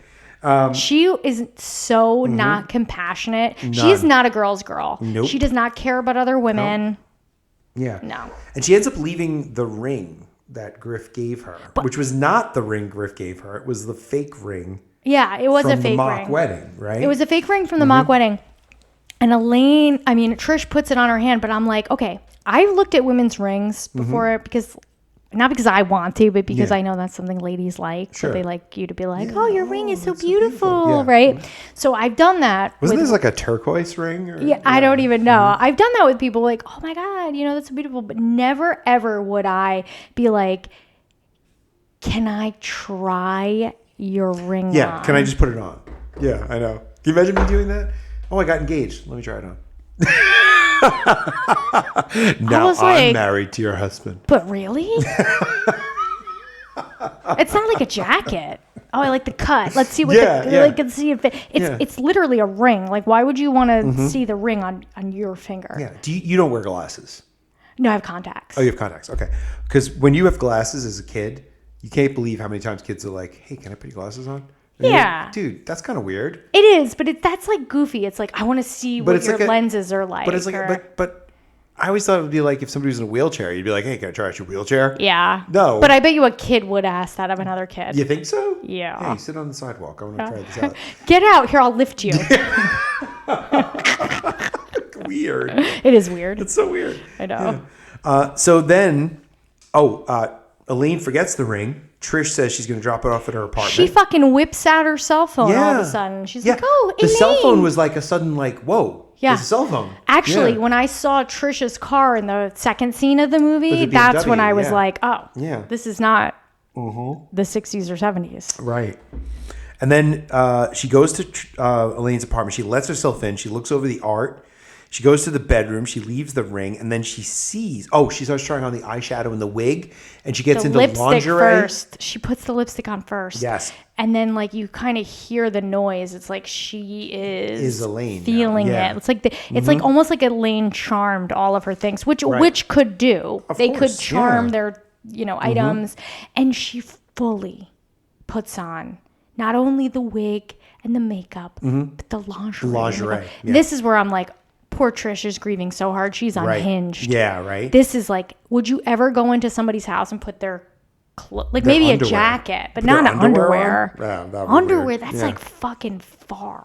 You went far. Unless you're one of those people who get turned on by that sort of thing. Maybe. But I didn't feel like Trish was turned on. I felt like she was trying to embody something sexual. Yeah. Something, something more feminine. Yes. Yeah. She was hating on herself, self-loathing, thinking about Elaine. And then Elaine is behind her with a knife. Yeah. And they fight and they get on the bed and she realizes because she saw a photo of Richard that Elaine was killed sleeping with her. She calls her bitch, skank, whore. In that order.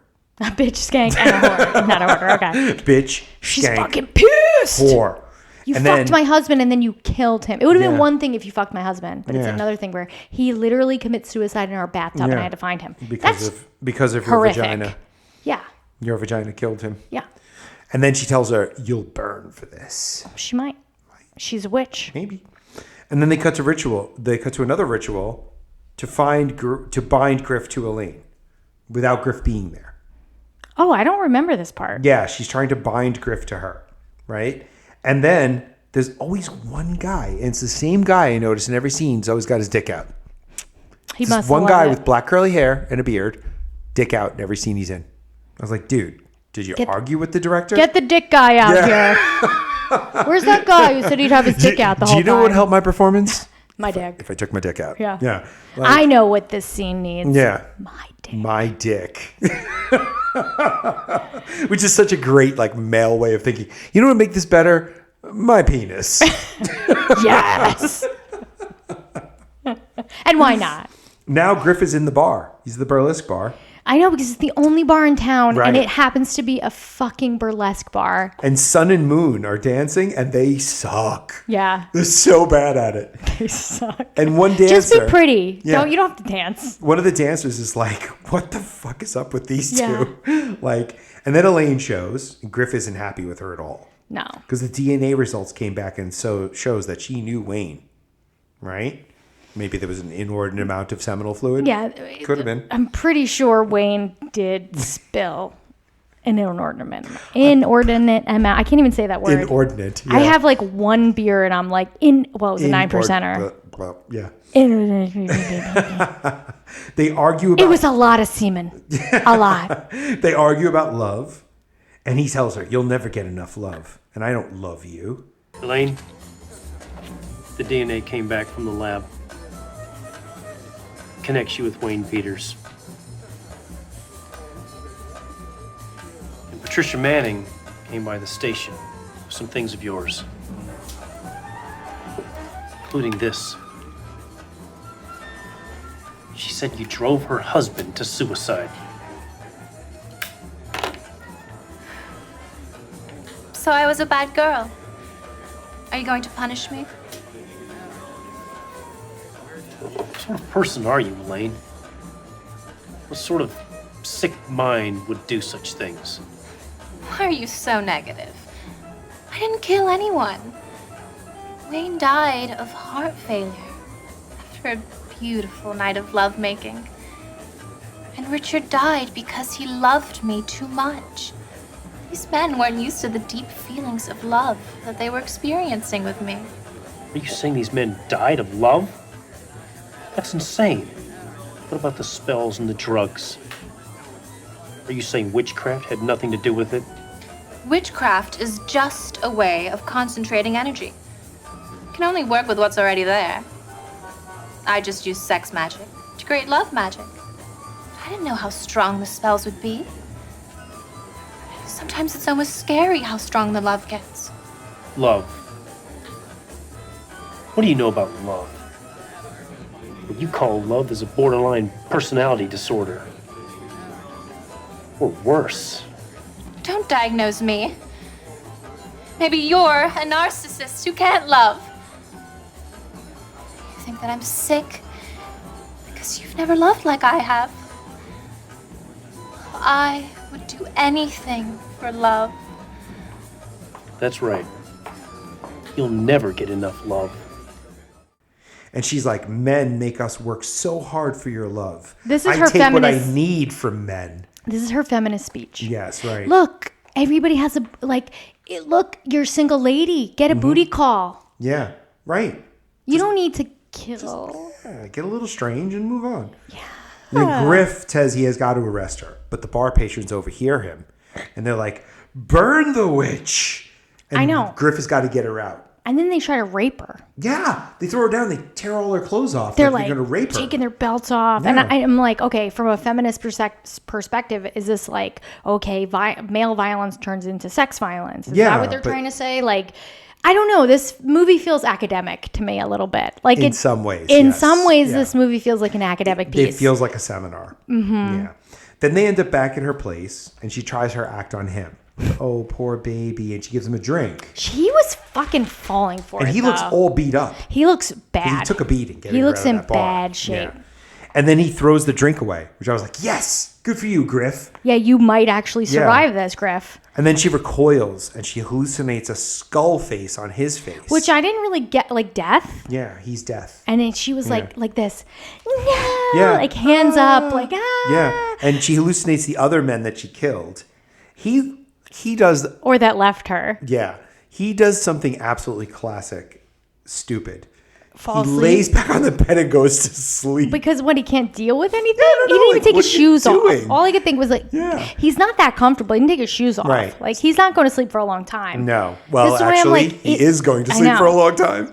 But I'm like, is he? He must be under a spell of sorts. Maybe. Something. I don't know. The binding, something worked something on happened. him. So she grabs a dagger and she stabs him to death, like a classical stabbing, right in the chest.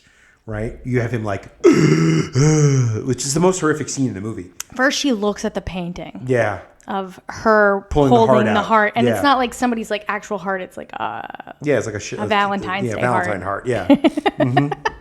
And then she hallucinates that they're back at the Ren Fair and he's in the king outfit. And he tells her, I want to marry you. Yeah. And they bring the unicorn over. They put her on the unicorn and they leave. And he's walking the unicorn. And then we fade out. So she's gone full over into psychosis at this point. Oh, no, she's in psychosis. Mm-hmm. And we don't get to see if she dies or anything. No, we don't know what happens. I assume she gets arrested and gets sent to prison.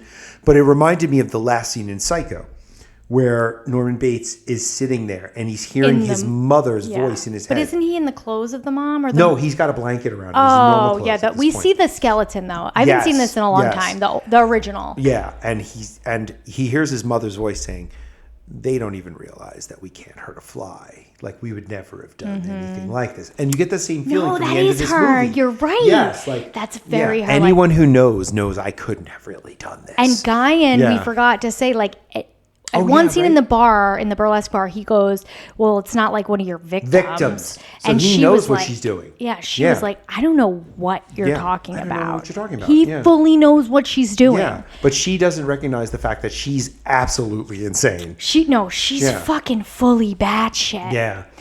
So, Brian, I know we're going to wrap up in a second, but I know we pulled cards, so I just want to read you I want to know what your card is. So you pulled the 4 of Pentacles and you pull it upright. So I'm going to read you what my tarot app says. Okay, let's hear it. Everything you wanted materially is at your fingertips. Oh. You have property, money, wealth, and all the security that wealth brings. This wealth came to you by either your own efforts or through a gift or inheritance. Okay. With money comes power. You also sought, but all the wealth and the power is not everything in life. The 4 of Pentacles contains a warning. Do not become overly concerned with material things. Remember to honor the emotional and spiritual aspects of life. Nobody loves a miser. Oh, yes. That's awesome. I like that. Yeah. So I pulled the 4 of Pentacles and I pulled it reversed. No, you pulled the swords. I mean the swords, yeah, the 4 of swords, and I pulled it reverse. So Right. I'm going to read it upright as like about rest and retreat, but the way I pulled it is things are moving for you again after a static period in your life. Be careful. Your suddenly renewed vigor and deliberate action may result in struggle for others as they try to keep up with you. Think carefully about your actions and be economical in your decisions. Does that mean don't spend money? Like, no, I think like you just have to be careful about what you're doing. Yeah. Maybe you have more power than you think you do. Feel my power. Ready? Well, The Love Witch, I think it was a unique horror film. I don't know that we're going to have others like this. No, this is definitely unique. Very unique. Yeah, I've never seen a movie quite like it. No. Yeah. Because at first you think when you're watching it, you're like, is this a parody? Am I watching a parody? It felt like But it's not really a parody. I don't think so. It's definitely got a lot to say. Well, actually, Anna Biller was reading, this had to do with like, she had like a really bad breakup and I think she was trying to get her man back and she was reading a lot of self-help books. Oh. But what I think is very funny is she ended up partnering with a guy who wrote that book, The 48 Laws of Power. Oh my God, really? Isn't that wild? Yeah, that is kind of crazy. Yeah. I'm looking for something right now. I have a picture that relates to Ann Biller because she wrote a romance novel after making this movie. Bluebeard's Yes, Bluebeard's daughter. maiden? Oh, daughter. Is it daughter? I'm looking for a picture. I have a picture of it somewhere. Hold on. Working on it. Yep, here it is. Got it. Bluebeard's Castle. Okay. A novel by Anna Biller. All right. I might Yes. have to read it. The cover looks like that. Yes. Your heroine is a redhead. Well, big naturals. A big naturals in an off-white gown. I like it. Yep. And I'm a fan of the red hair and the big naturals. Oh, sure. Aren't we all? Can't help myself. And if you're not, What are you doing? look at your life. Yeah. Take a serious look at your Exactly. life. Right. Reassess yourself. Reassess yourself. Go to therapy, maybe. So now we come to the idea where we just evaluate. Okay. Would you recommend The Love Witch to somebody else to watch?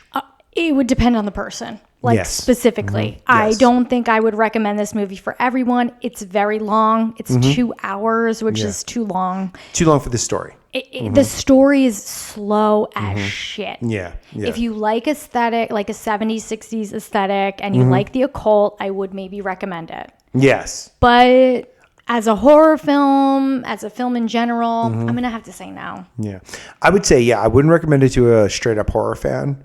But if you are a maybe aspiring filmmaker, Yeah. Okay. it's definitely something you should see. If you're in academia, Oh, definitely. Yeah. I If would you're, if you're watch in it. feminist academia, especially. definitely. Definitely, because you would use this movie in your class. Fully. And actually, I should send this to my friend. Yeah. And it's definitely something worth for that.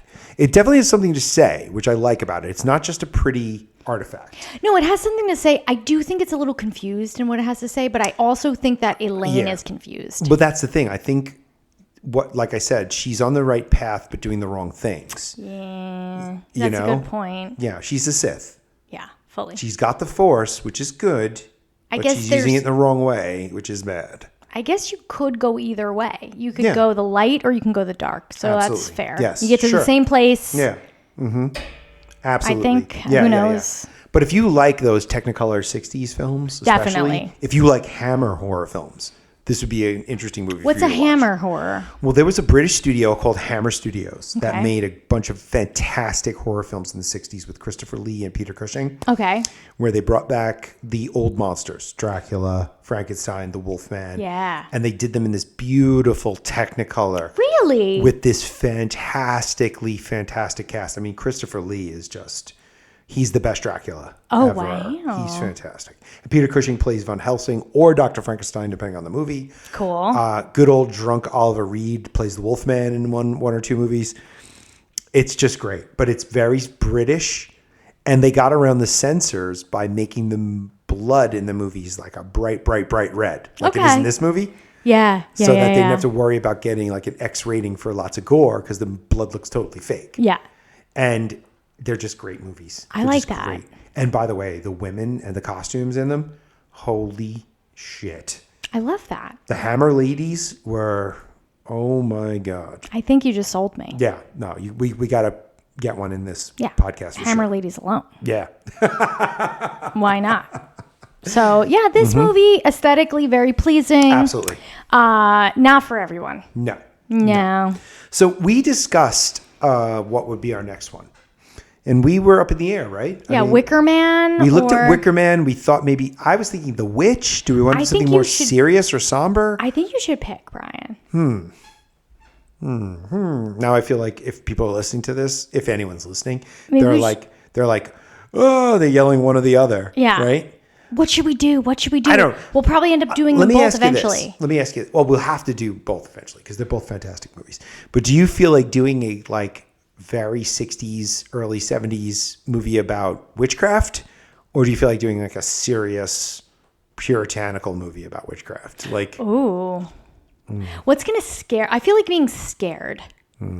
Because this movie didn't scare me. It made me kind of like, Elaine, girl, you need some serious electroshock therapy. Right. The Wicker Man is scary if you align yourself with the main character who's a born-again Christian. Oh, if you look at it from his point of view. Okay, I can look at it from his point of view, but I probably want to be able to align myself as born-again Christian. So if not, I think then The Witch would be better because The Witch is really... Have you seen The Witch? Of course. Oh, okay, good. Because it is fucking scary. I love that movie. I would watch it. And the ending also has a feminist tone to it, like this movie. So... All right, maybe we should do The Witch. Okay, so we'll do The Witch. All right, we'll do The Witch. We'll get a little dark. Yeah, and definitely we get to salivate over Anna Taylor-Joy too. Yes, this was her first movie, and it's like old school, like American. Yes, Puritan. Yeah, I mean Puritan to the point where they did the accents that like Robert Eggers made sure people could do the accents. Oh, really? That Puritans would have had.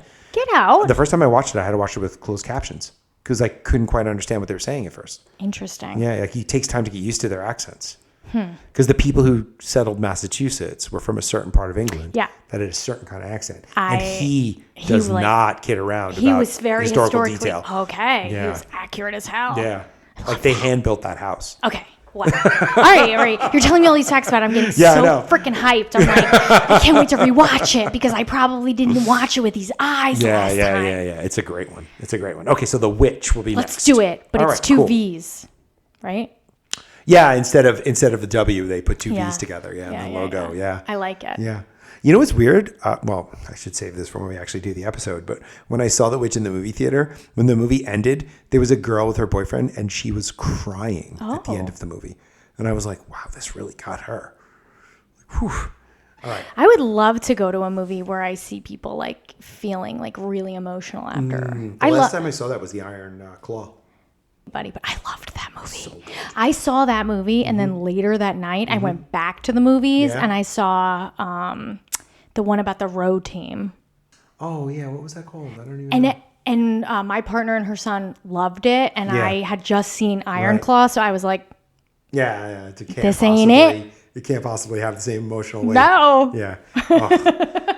All right, so stay tuned for the next episode where we will watch The Witch. Robert Eggers' The Witch. I'm excited. So good. All right. And have a great week, everyone. Message us. Talk to us. Tell us what beer we should drink. Tell us what movies to watch. Subscribe. Tell us you love us. Tell us you hate us, but give us 5 stars anyway. Hell yeah. And happy birthday, Brian. Oh, thank you.